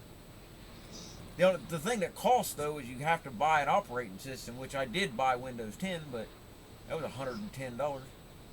Now, Lucky, did I hear you earlier say that you're running your show also Yeah, I got. and podcasting onto your show from this one, or? Well, I got the Skywatch running on YouTube and got my chat room, well, metaphysical chat room open, and I'm just. Yeah, and Swamp Gas is being aired over that right now. What I understand. Which will be replayed on PSN Radio. It will be replayed on PSN Radio on Friday mornings or Friday nights or whatever. I don't remember. And it's currently being aired live over in the UK at Trax UK. So I give a shout Wow. out. So That is cool. yes, it is. When I do the Skywatches here lately, since I haven't really done any meetups or anything on a metaphysical site, but Mhm. I usually just play music in the background. I got 2 or 3 albums from S.J. Tucker. She gave me permission to play it all I wanted, so I do that. Which she was actually glad that I was playing it because it kind of benefited her in a way due to me getting a copyright violation from YouTube. And she didn't know that somebody else was getting paid for her music. So, Say, Lucky, I thanked you in Skype for your unboxing video, Oh, but you yeah. didn't have to do Yeah. that. That was funny. I've done. I thought that Well, was hilarious, man. if That was you a great job. if you look through some of my older videos, that was a real common thing, popular, I guess, kind of a trend when we do gold and silver back when it was a lot higher in price, and Oh, everybody would buy, whatever, didn't matter what you bought, and everybody would just unbox it on camera. I've got probably a dozen or more videos unboxing things where I've got rolls of coins or whatever. oh, if I'd known you were going to do that, I'd have put a spring-loaded monkey or something jumping out at you, Or Yeah, I've done. frog. or a frog, yeah, There was or one snake, one video I done about 4 or 5 years ago. giant Unboxing. bear. I bought two gold coins, and I actually couldn't even post the video, but I held on to it for a long time. They were a quarter ounce of gold a piece. So it was a lot of money at the time. And I'm looking, opening the box, and I'm like, well, I got the first one, showing it on camera. I opened the second one, and they forgot to put the coin in there. So luckily, by doing it on camera, that was proof that they didn't send me the coin, and I got it replaced. But I didn't post that one though. Okay. I don't know what Lorraine says I'll make a video of her mini black triangle that I sent her Oh, when we hang it on the Christmas tree this year. Oh, I don't know. I don't know what would be so interesting about watching somebody unbox something. I mean, I don't know. It just if it was some, well, I don't know. Should I go there? This is a family show. Be nice now. It's going to re-air. Yeah. A springing frog coming out of a box. I don't know. There was a few guys that I knew that had some fun doing it. They'd make fun of some of the other ones. They'd get one and a box that they had probably rigged up themselves. I'm sure they'd smack it with a machete and get the chainsaw out and stuff saying that the glue was held so well on the box. They'd make a big spectacle out of it. Just goofing off, having fun. But since the metal prices came down, then I had a chat room that was gold and silver related, but it all faded away when the prices tanked. But more because people got mad at me because I sold and they didn't. Well, where does everybody think the gas prices are going to head? Up. Well, they're going through the roof, Yeah, of course. oil's Are they climbing up. Oil's going back up? Yeah, they're going back up, and they're going to go back up even more. Oh yeah, yeah. Oil's flying high. It's up above. Yeah, we're over $2 a gallon here. So The thing is, not so much the gas prices here where I'm at, but the construction, everything, and every part of town. yep, it's going nuts. And there's a reason for that. They want to be able to, when shit hits the fan this year, after They shut it down. gets shot, Yeah. they want to be able to congest things so nobody can get out.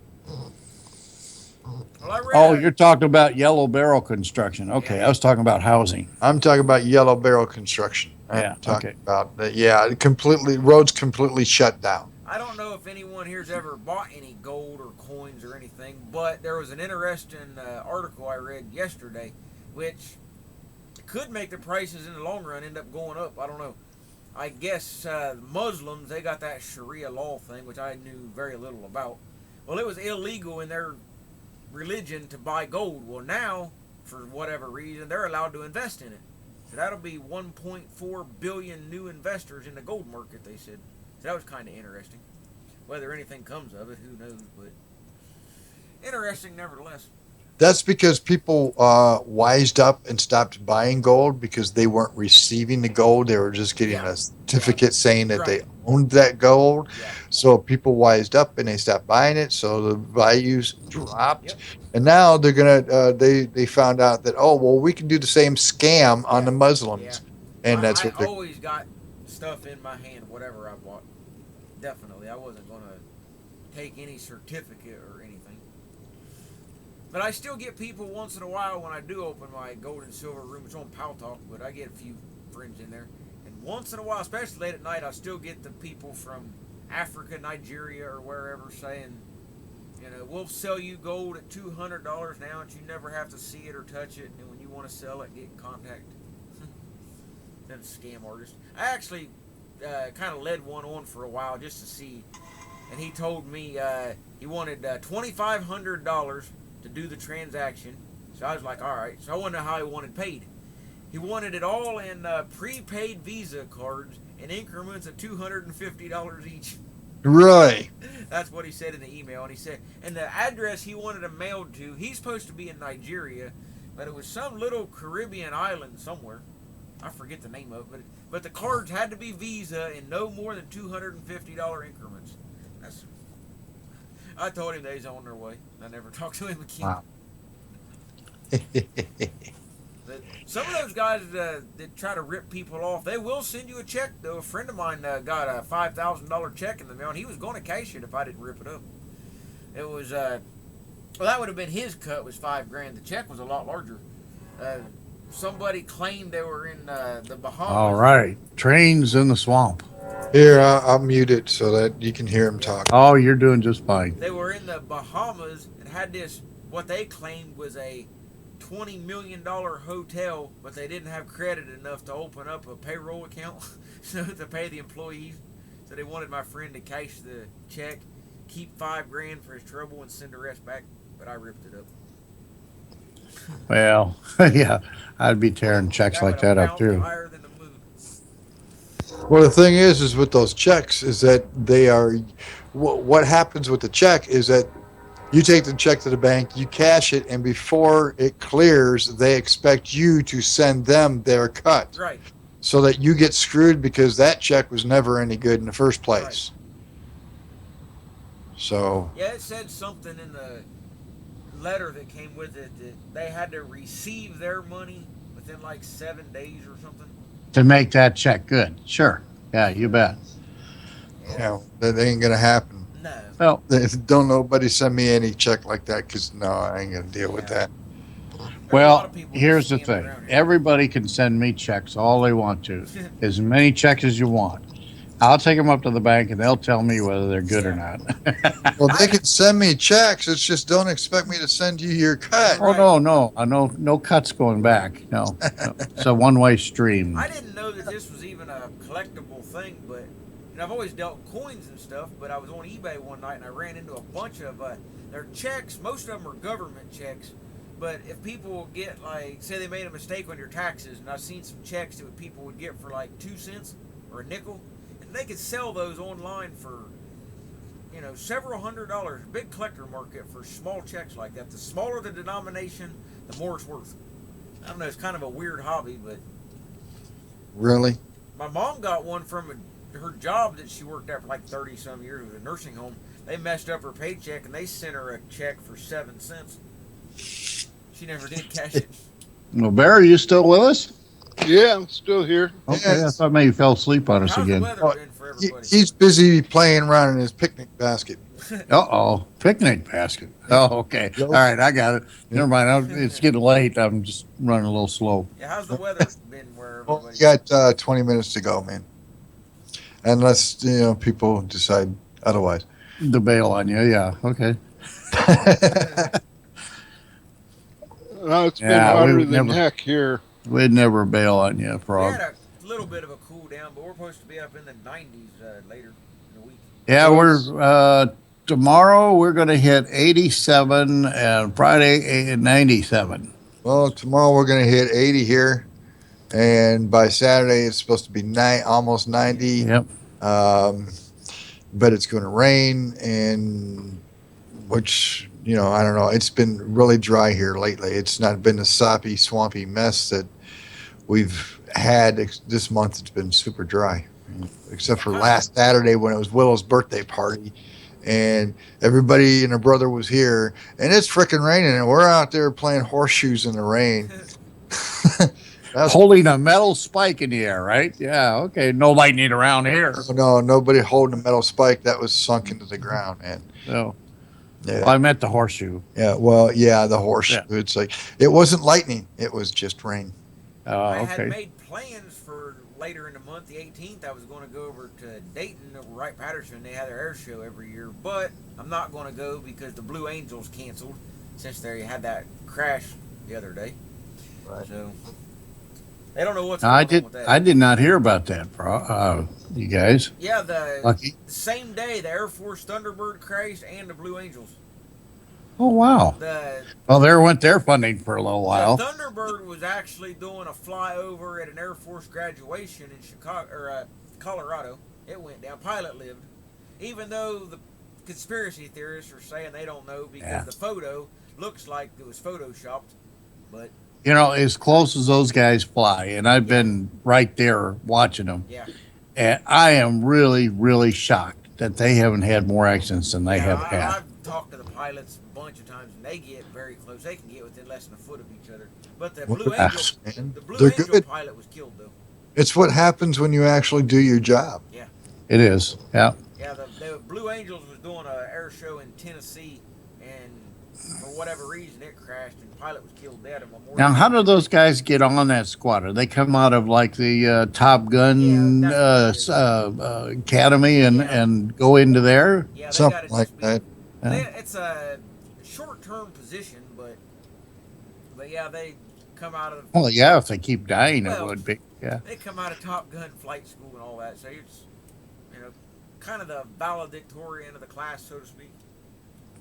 That type when you're. They way up used there. to have the Blue Angels over here at Moffett Field by NASA Ames, and they'd shut down the freeway and everything, going through there when they were practicing. They're Oh, low. yeah, they come real low. Yeah. They'd have to. What's aggravating though is I don't know about all sports, but the NFL in particular, they admitted it on TV that they actually charge the military to do those flyovers. It's $200,000.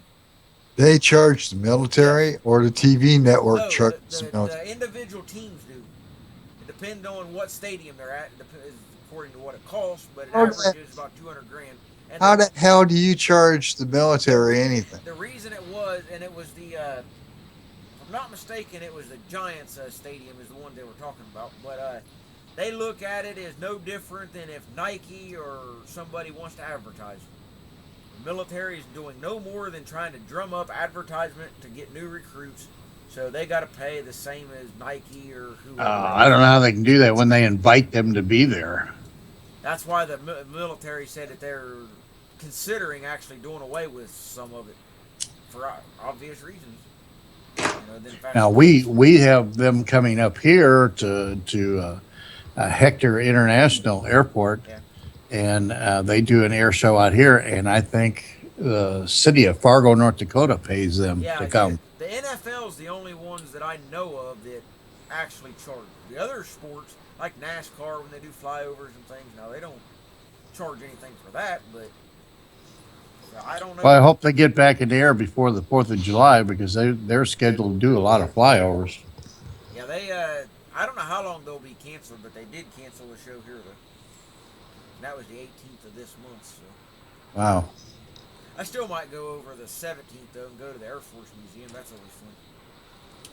They got all the planes over there from, all the way back to the Wright brothers, all the way up to modern stuff. Oh, I got good news today, Frog. Unlike you've been having some bad luck, I got some good luck. What? Well, I won 4 front row seats behind home plate at the baseball game coming up on the 15th. Well, lucky you. Yeah. It's just a minor league team. I mean, it's not a Minnesota team. But we get to sit right behind home plate, and I get to go have a beer and a hot dog. What did you have to do? Just draw your name type of thing, or? Well, our local TV station has a thing, and you go on their website and just fill it out. But I've never won anything before. That was the first thing I ever won. That's pretty cool. I've never won anything like local. I've won some online contests that people have done with coins and stuff, but as far as anything local, the only thing I ever got, we had a home and garden show one year, and the fire department had a thing, and I won a free smoke detector, and it didn't even work. And they wouldn't give me another one either. They didn't have any more, they said. I'm like, oh, okay. Who was this that gave that to you? Yeah, Who was it? Fire department. Lucky? Fire department. Fire department gave you that? Yeah. And they said they didn't have any Yeah, more? they didn't have any more to give out. Yeah.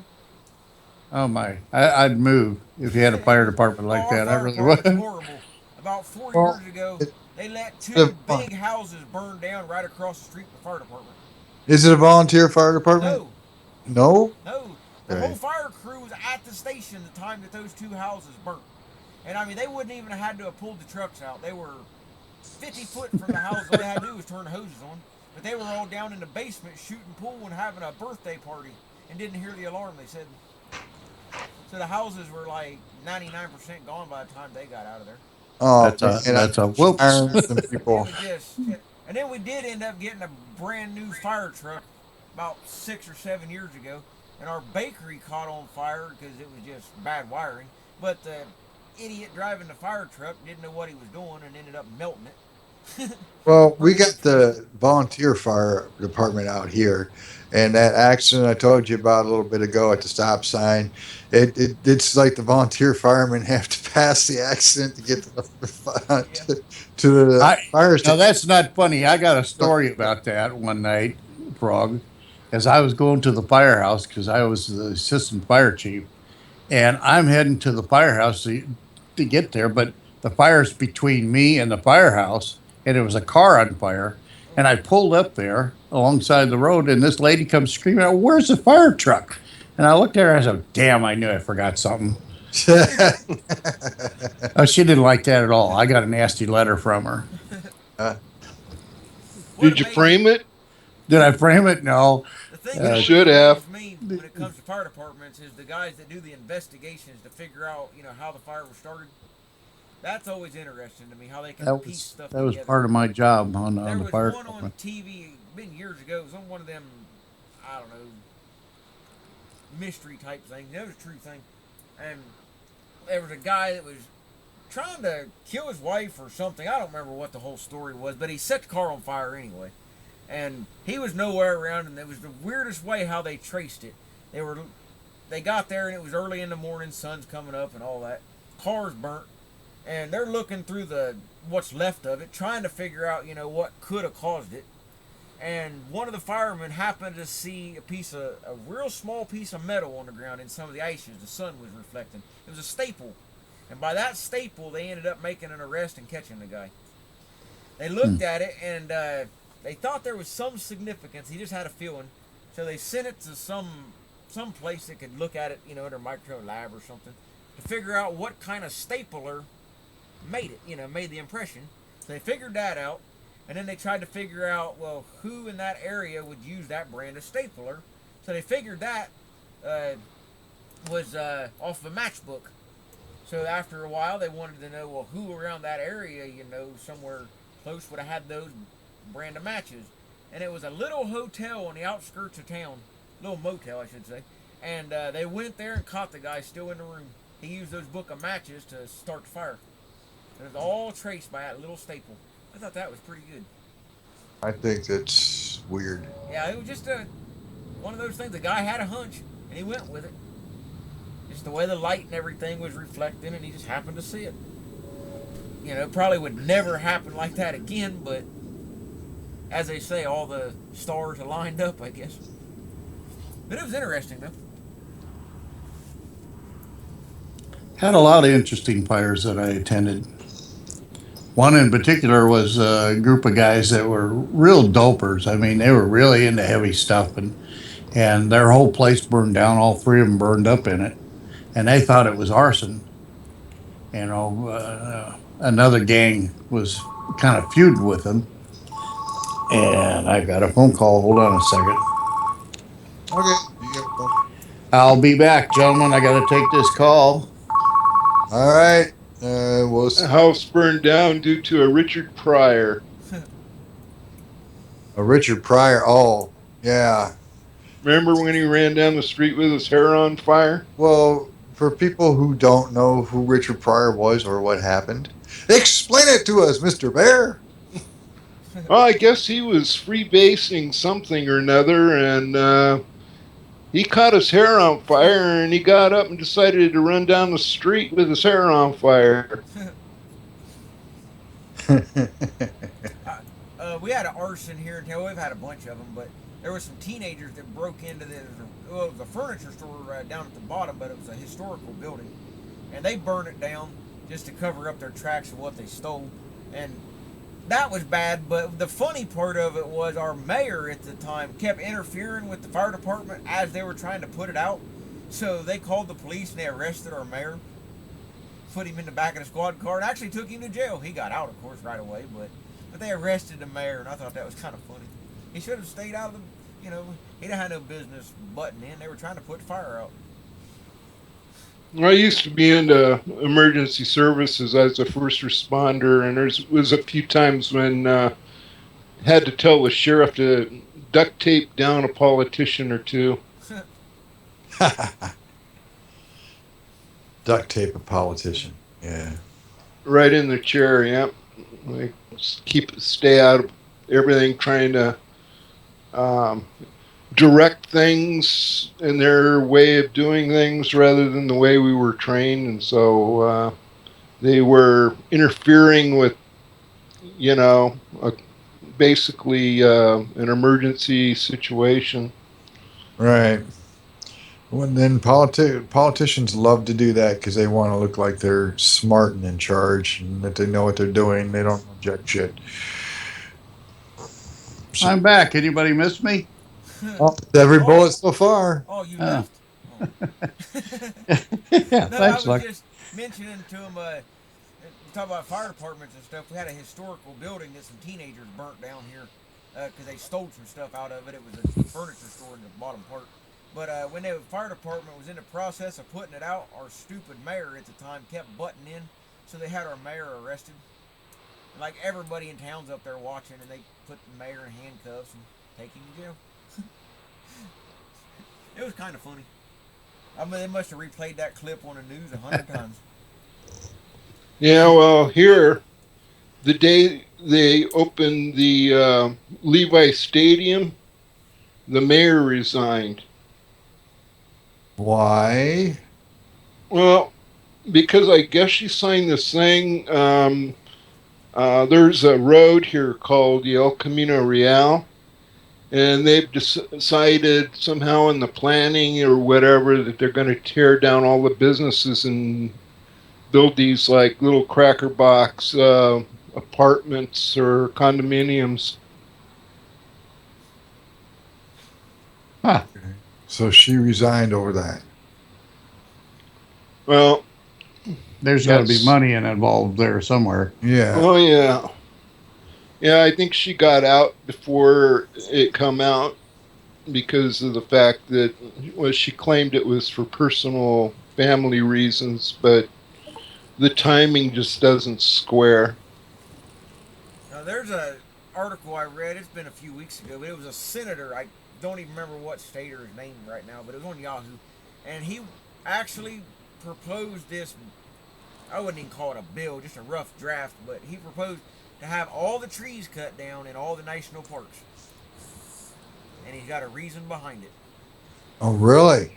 His reason is, by looking at the records of the last decade or so, it said like almost 80% of all park visitors are white people.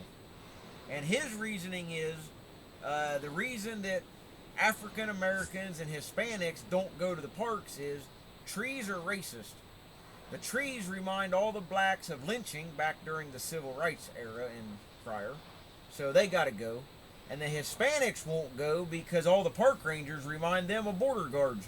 So he wants to change the uniforms and cut down the trees to make it more accessible. You got to be kidding. The trees Yes. are racist? Yes, that's exactly what it said, because it reminds the African Americans of lynchings in the past. Oh, what the hell is wrong with people? I don't know. There's a few white people I'd love to lynch. Lynching isn't racist. A rope doesn't care what color you are. Well, I made a comment on the article, and it got a lot of thumbs down, but I didn't care. I said, well, if the African Americans are worried about trees being racist, then they ought to be they ought to quit smoking dope, because dope they turned into hemp rope, so that would be racist too. So Yeah. Really? Well, hey, they just had to cut down the hanging tree here. We used to have a tree right in the middle of the road that they barricaded off and everything and built a thing. Somebody hit the barricade and killed the tree, so they ended up cutting it down. There's two branches sticking out of place where the main stump was. I got a hanging tree in my backyard. I'm not. I'm. I mean, this one is I'm. the real thing where they used to actually hang people. Well, I don't know if anybody ever hung from this tree or not, but it's a hanging tree. Well, now, guys, you can say what you want about Donald Trump, and I don't like to get into politics I on like radio, Donald Trump. but that man is not a racist because he just hates everybody. Right. There you go. Just like me, I hate Equal everybody. opportunity. Every freaking human on the planet. Yeah. And that's because we all eat frog legs. No, not. Yeah. It's not- Hey, I had frog legs the other night. no, you would. I mean, we've been using our pool, and remember back, a few months ago, I was telling you about how we had frogs in our pool, and they were living there. Well, we got rid of the frogs when we took the cover off, and me and little Will, we threw all the frogs in the garbage can, took it back, and let the frogs go in the swamp. Okay, well. Over the course of a few days after we opened the pool, the frogs found their way back, and then they'd jump in the pool, and the chlorine would kill At least you didn't put them in a blender. them. Oh no, you don't want to put dead Oh, frogs no. in a blender. That Ew, that's not even bait. That's chum. Yeah. that's just nasty. Frog legs are good though. I remember in elementary school, I was in 4th grade. I'll never forget it. My grandpa, the night before, had fixed a couple rabbits. So me and Dad went out for dinner, we're eating, and he had a little bit of it left. So I thought, well, I'll just take it for lunch the next day, And I actually got thrown out of school for it. This girl, I didn't even know her, but she was in another class, and she asked what I was eating, so I told her, rabbit, whatever. Well, she flipped out because I guess her pet rabbit had come up missing, and she swore up and down that I stole her rabbit and was eating it. So the principal told me to either throw it out or go home, so I went home. I just lived across the street. But I wasn't going to throw it out. It tastes good. Well, I know you're about to the top of the hour, and Yeah. I'm going to have to cut out of here. All right, Tom. And I really appreciate you having me on. And Bear and Lucky, thank you so much for your visit. You have a good one, Tom. Thank Thank It's been a great show. Yeah, have a good one, Tom. Good night. Good Night. time. So anyway, yeah, we're at the top of the hour here, just about, and I am going to play one of my little songs here in a minute.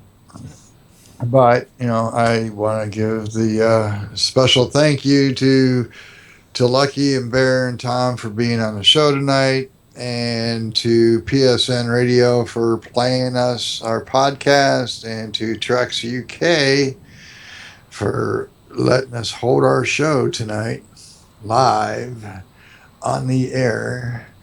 It's probably the best thing's ever done. But anyway, this is my show. This is a BS show, but I had to have a show, and Well, I hope I don't kill your ratings too much. oh, I think they're already done anyway. Yep, frog in a blender. Yeah, You need a blender sound effect. there you go. So you all have a good one. Be safe, and until next time, I will see you. Bye. Okay, frog, I'll catch you later, bro. Later, man. Take it easy, bro. Take care. Yeah, Bye. he's looking. Bye. Take it easy, bro.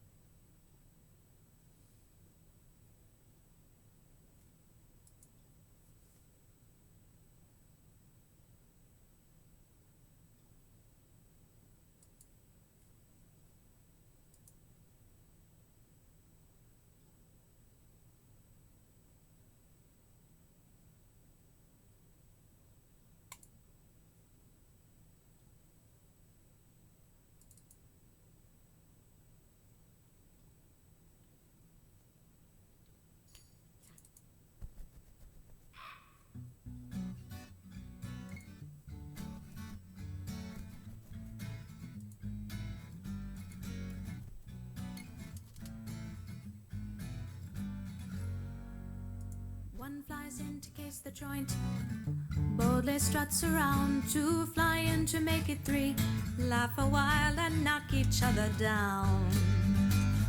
Four flies in with a frowning walk, gains a laugh from out a squawk. But it's five who owns the place and proves it with a look, stopping 6 and 7 in their tracks from smuggling a book. Words within our grasp, do we let go? Do we fly heavily with the weight of what we know? Words within our grasp, do we let go? Do we fly heavily with what we know? My friend bids me come and see the ravens in the library, setting quiet pages free. My friend bids me come and see the ravens in the library, setting quiet pages free. 1 for fiction, 2 for truth, 3 for bikes and bathing suits, 4 for sci-fi fantasy.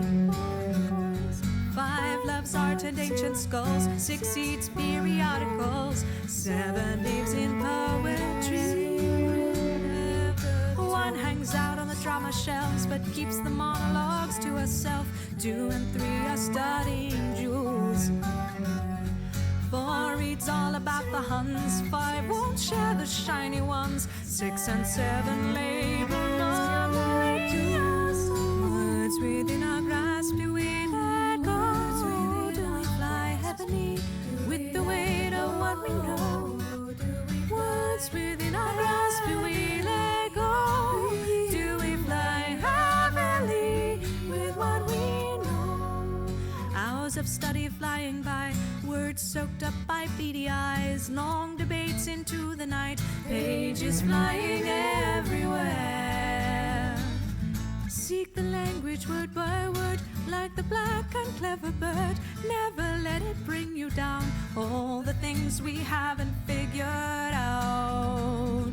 My friend bids me come and see the ravens in the library, setting quiet pages free. My friend bids me come and see the ravens in the library, setting quiet pages free. 7 reads about the gods, chuckles to herself, to the rest she never lets on. Try to catch a glimpse of them, bickering like mortal men, feathers on the sidewalk. If you heard a raven say such horrible words as the ones you may have heard in your day-to-day, would it make you choose your own more carefully around the ones you love? My friend bids me come and see the ravens in the library, setting quiet pages free. My friend bids me come and see the ravens in the library, setting quiet pages free. Setting quiet pages free. Setting quiet pages free. Setting quiet pages free. 7 little ravens sitting on the shelves, focus on the learning, keep it to themselves.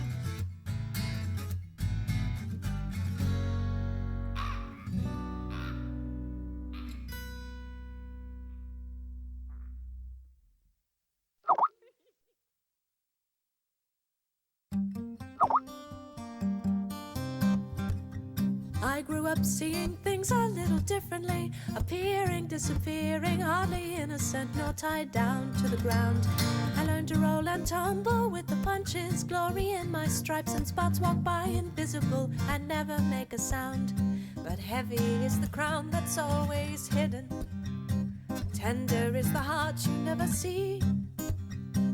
Hard and fast shines the grin that we flash, but there's a vulnerable stripe or two on me. Maybe any place outside of Wonderland is not for me, my friend. If I leave my grin behind, remind me that we're all mad here, and it's okay. Sun up, sundown, the shadows hide me down in Wonderland, Wonderland. can find it at your day job, somewhere south of hell. Take the path to left or right with just your gut to guide you. The story is not for anyone else to tell. Go down the rabbit hole and out the other side. You can't go home in the middle of the magic carpet ride. You gotta greet the sun before his lovely daughter moon. You can't forsake the journey for the safety of your room until you learn your lesson well. I have learned to see and hear everybody loud and clear, but the truth comes down in riddles that are safe enough to share. That's how it is in songs you see, and stripes always looked good on me, whether or not I'm really there. Smile hangs in the heavy is the burden of the wise ones, when no one understands a word they say.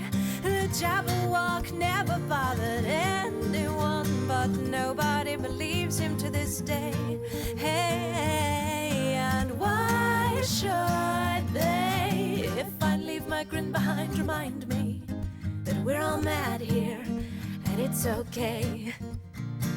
Sun up, sundown, the shadows find me out in Wonderland, Wonderland. Nobody knows the way, but if you find it in your dreams, you can find it at your day job, somewhere south of hell. Take the path to left or right with just your gut to guide you. The story is not for anyone else to tell. And out the other side, you can't go home in the middle of the magic carpet ride. You gotta greet the sun before his lovely daughter moon. You can't forsake the journey for the safety of your room until you learn your lesson well. Learn your lesson well. Learn your lesson well. Learn your lesson well. Is it the stripes or the spots you see? Was it hearts or diamonds, baby, brought you here to me? Darling, you know better than to trust a pack of cards. What have we learned? The world is never as mad as it could be. Never as mad as it could be.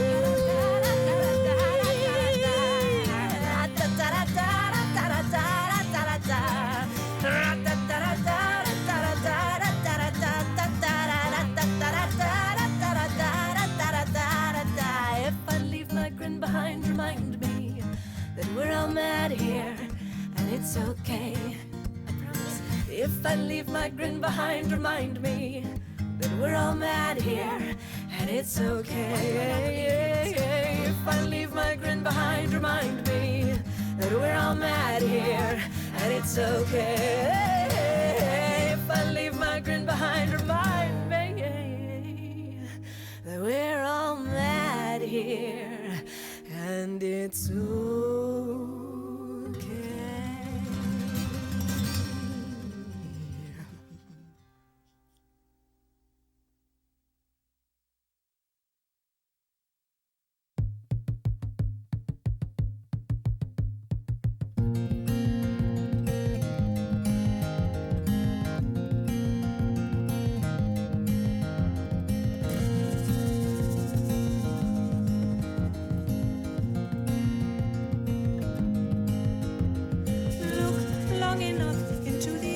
Of any creature, there's no knowing what you'll find. We all seek the light one way or another, mostly flying blind. Everything flies at the mercy of the moonlight. Love us more than most at times. You've sought the light where few have ever found it, captured deep in tawny eyes. Little ones seek and he shall find.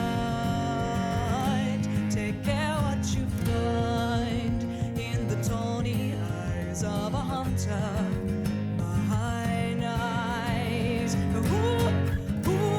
who is it dares to find these feathers, stroke this skin? And how can you dream of the night he spreads his wings to hold you, shows you all he knows and lets you in?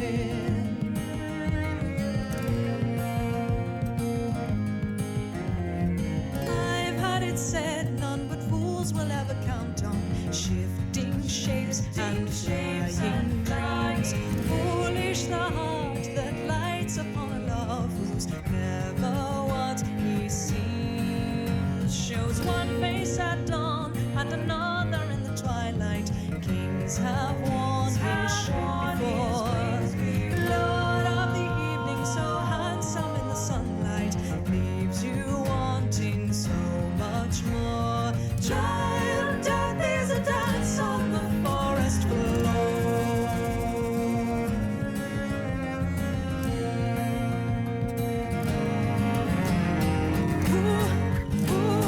Who is it dares to find these feathers, stroke this hide?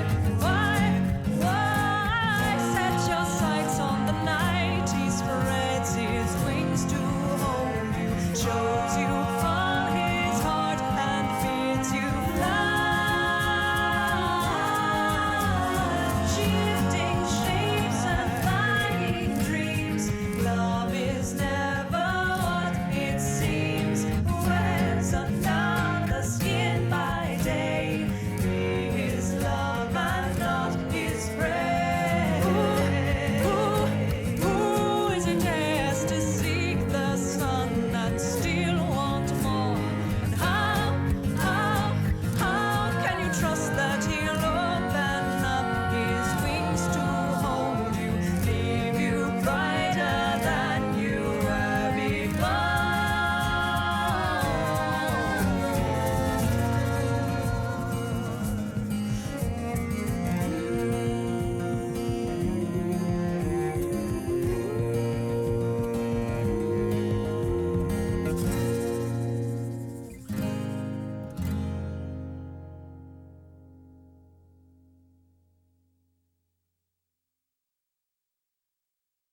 Love lies downwind waiting, patiently to be found,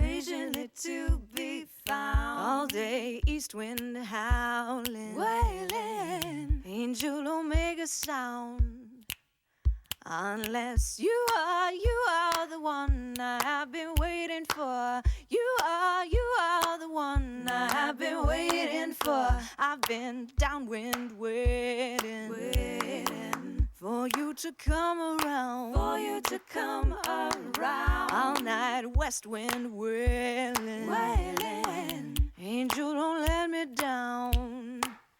I know you are the one I have been waiting for. You are the one I have been waiting for. There is no one soul that will swallow me whole and let me out shining beautiful. No, in love there is loss of control, but like the rivers I roll, are you in for the ride? Shifting on the thermal and gliding, riding. Where will you sleep tonight? Love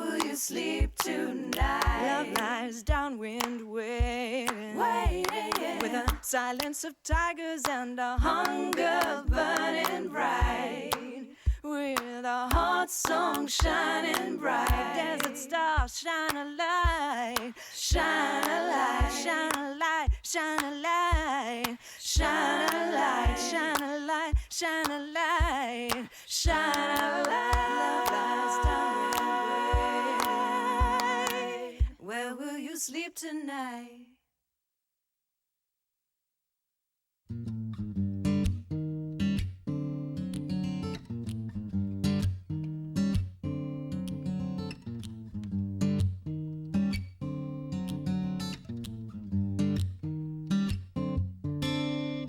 Lately I'm a little bit prickly. Everything hurts when you fall in love hard enough. Rock bottom doesn't feel so bad. No, I wouldn't quite call this bitchy. When I am on my best behavior, I'll fool you like a grown-up little girl who didn't know how good she had it before. When desire walks through your door and all hell breaks breaks loose times 4. You'll understand that maybe I won't pull smooth maneuvers on your suitors anymore. Don't you go get my hopes up, girl. You'll be sorry and so will I. Last thing either one of us needs is yet another reason to cry. I know that I'm your last in line. I ought to know better than to call you mine. Say a flat out no to my face, that's fine. But don't get my hopes up, girl. Lately I'm a really good swimmer. So far up the creek 'cause I fell in love hard enough. Hot water doesn't seem so dire. No, I must have quit paying attention, baby. I have to tell you the line is blurred pretty bad between the frying pan and the fire. When love creeps up on you and fries your circuits through and through, you'll understand and maybe forgive me my trespasses, for I know not what I do. Oh, don't you go get my hopes up, boy. You'll be sorry and so will I. I'm not one for second chances. Once you made me cry, my dance card's full, my waiting list is too backed up for shit like this. Go ahead and pretend that I don't exist, but don't get my hopes up, boy.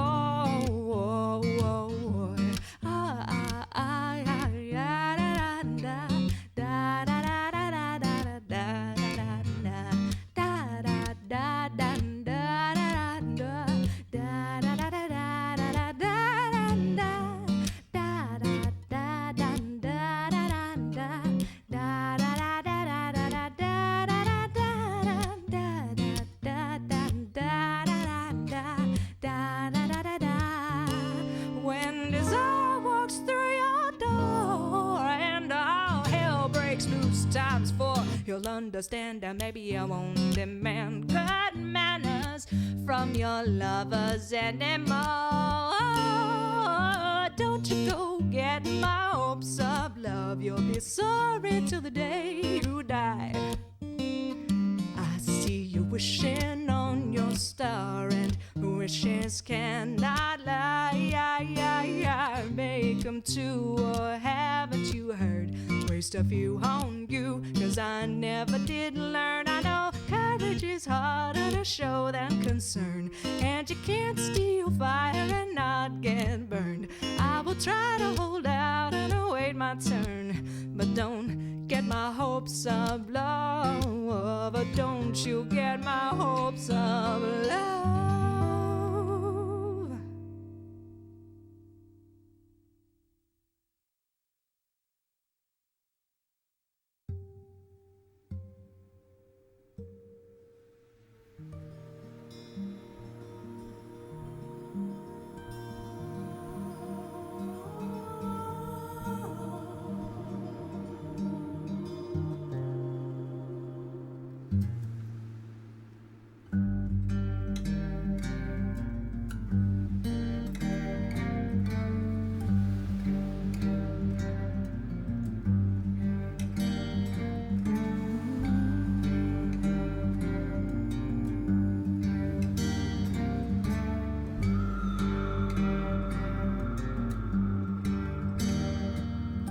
Years ago I came to you, down beneath your ripples, submitting to the mystery of life beneath the waves. Years I floated near you, swimming in your subterrane, rocked within the opium embrace of Triton's tomb. Time I lost just fussing over every little thing you asked for. Let myself keep fading silver fishes through my skin. Somewhere I stopped breathing, but I missed the kiss of air. I cut the waves and left you there, and ne'er returned again. Someday in my castle keep, where rumors fly and questions creep, they'll say to me, what of the Lord of the Deep? I'll say I knew him once, but he was asleep. I'll say I knew him once, but he was asleep. Oh, there's no light where you are. To the mountains I will fly, free from the waves into new love's arms, back to the realm of the sky. My castle keep, where rumors fly and questions.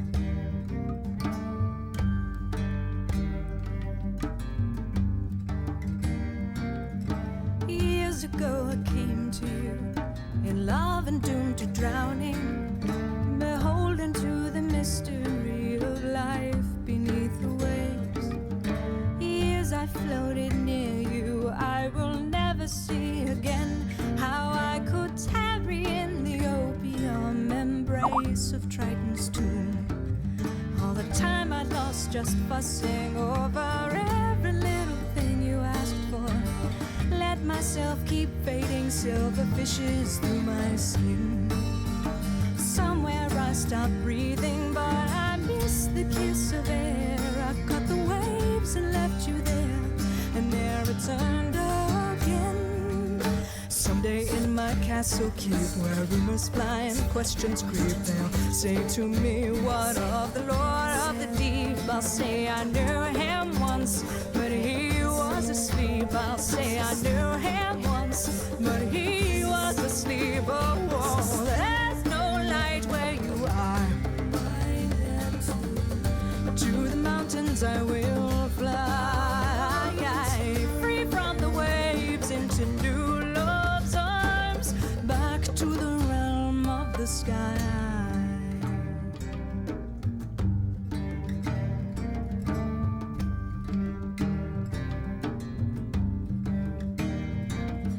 Years ago I came to you, in love and doomed by what I knew. And though I miss the mystery now of life beneath the waves, thin as sweet as water when your body begs to breathe. And so I leave when I must leave. Don't weep for love I couldn't save. And all of us who dare to love are brave. Oh, there's no light where you are. To the mountains I will fly, free from the waves into new love's arms, back where I belong. There's no light where you are. To the mountains I will fly, out of this gloom, free from the waves into new love's arms, back where I belong. Someday they will ask me, and I will say someday they will ask me. They will say, what of the Lord of the Deep? And I will say, I'll say I knew him once, but he was asleep. I'll say I knew him once, but he was asleep. I'll say I knew him once, say I knew him once. I'll say I knew him.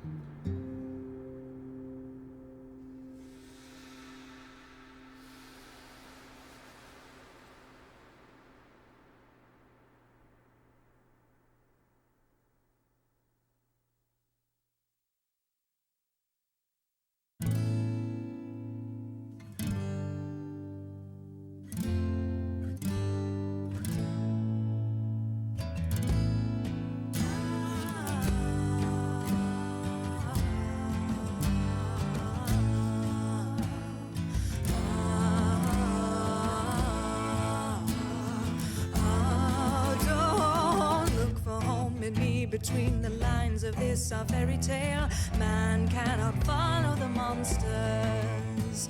It's simple for you, love, but never for me. Nothing can be as it once was. Call me a beast as you've always done, one which can no longer love you. Look for me not, lover, I'm long gone. How can you hope to follow?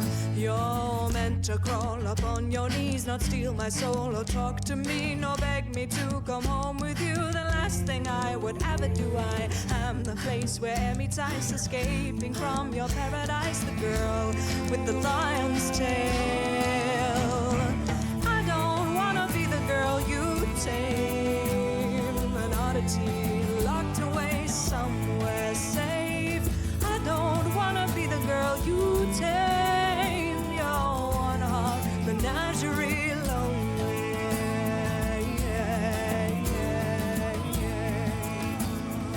Oh, give me back the girl I was, the beast I used to be, shedding the skin of this creature. You were never cage enough to keep the light inside. Deny me the sky and I'm running. A lion must keep something back for her own. If she's been led to live, I'd sooner run than waste away at home. You already have all that I have to. Give me back my broken heart, the dress I wore in Ostia, everything you took away and so self-replaced. Take away your holiness, your pleading and your crying eyes. Bring me back the girl I was, untamed. Go cry your Ave Maria, my love. Cry me a river to hell. Hell or home, it's so much the same. Your script, your saint, yourself.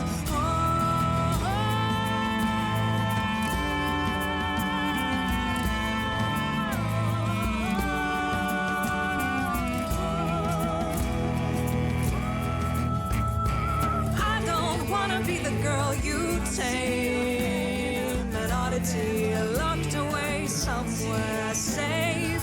I don't wanna be the girl you tame, your one heart menagerie lonely, your one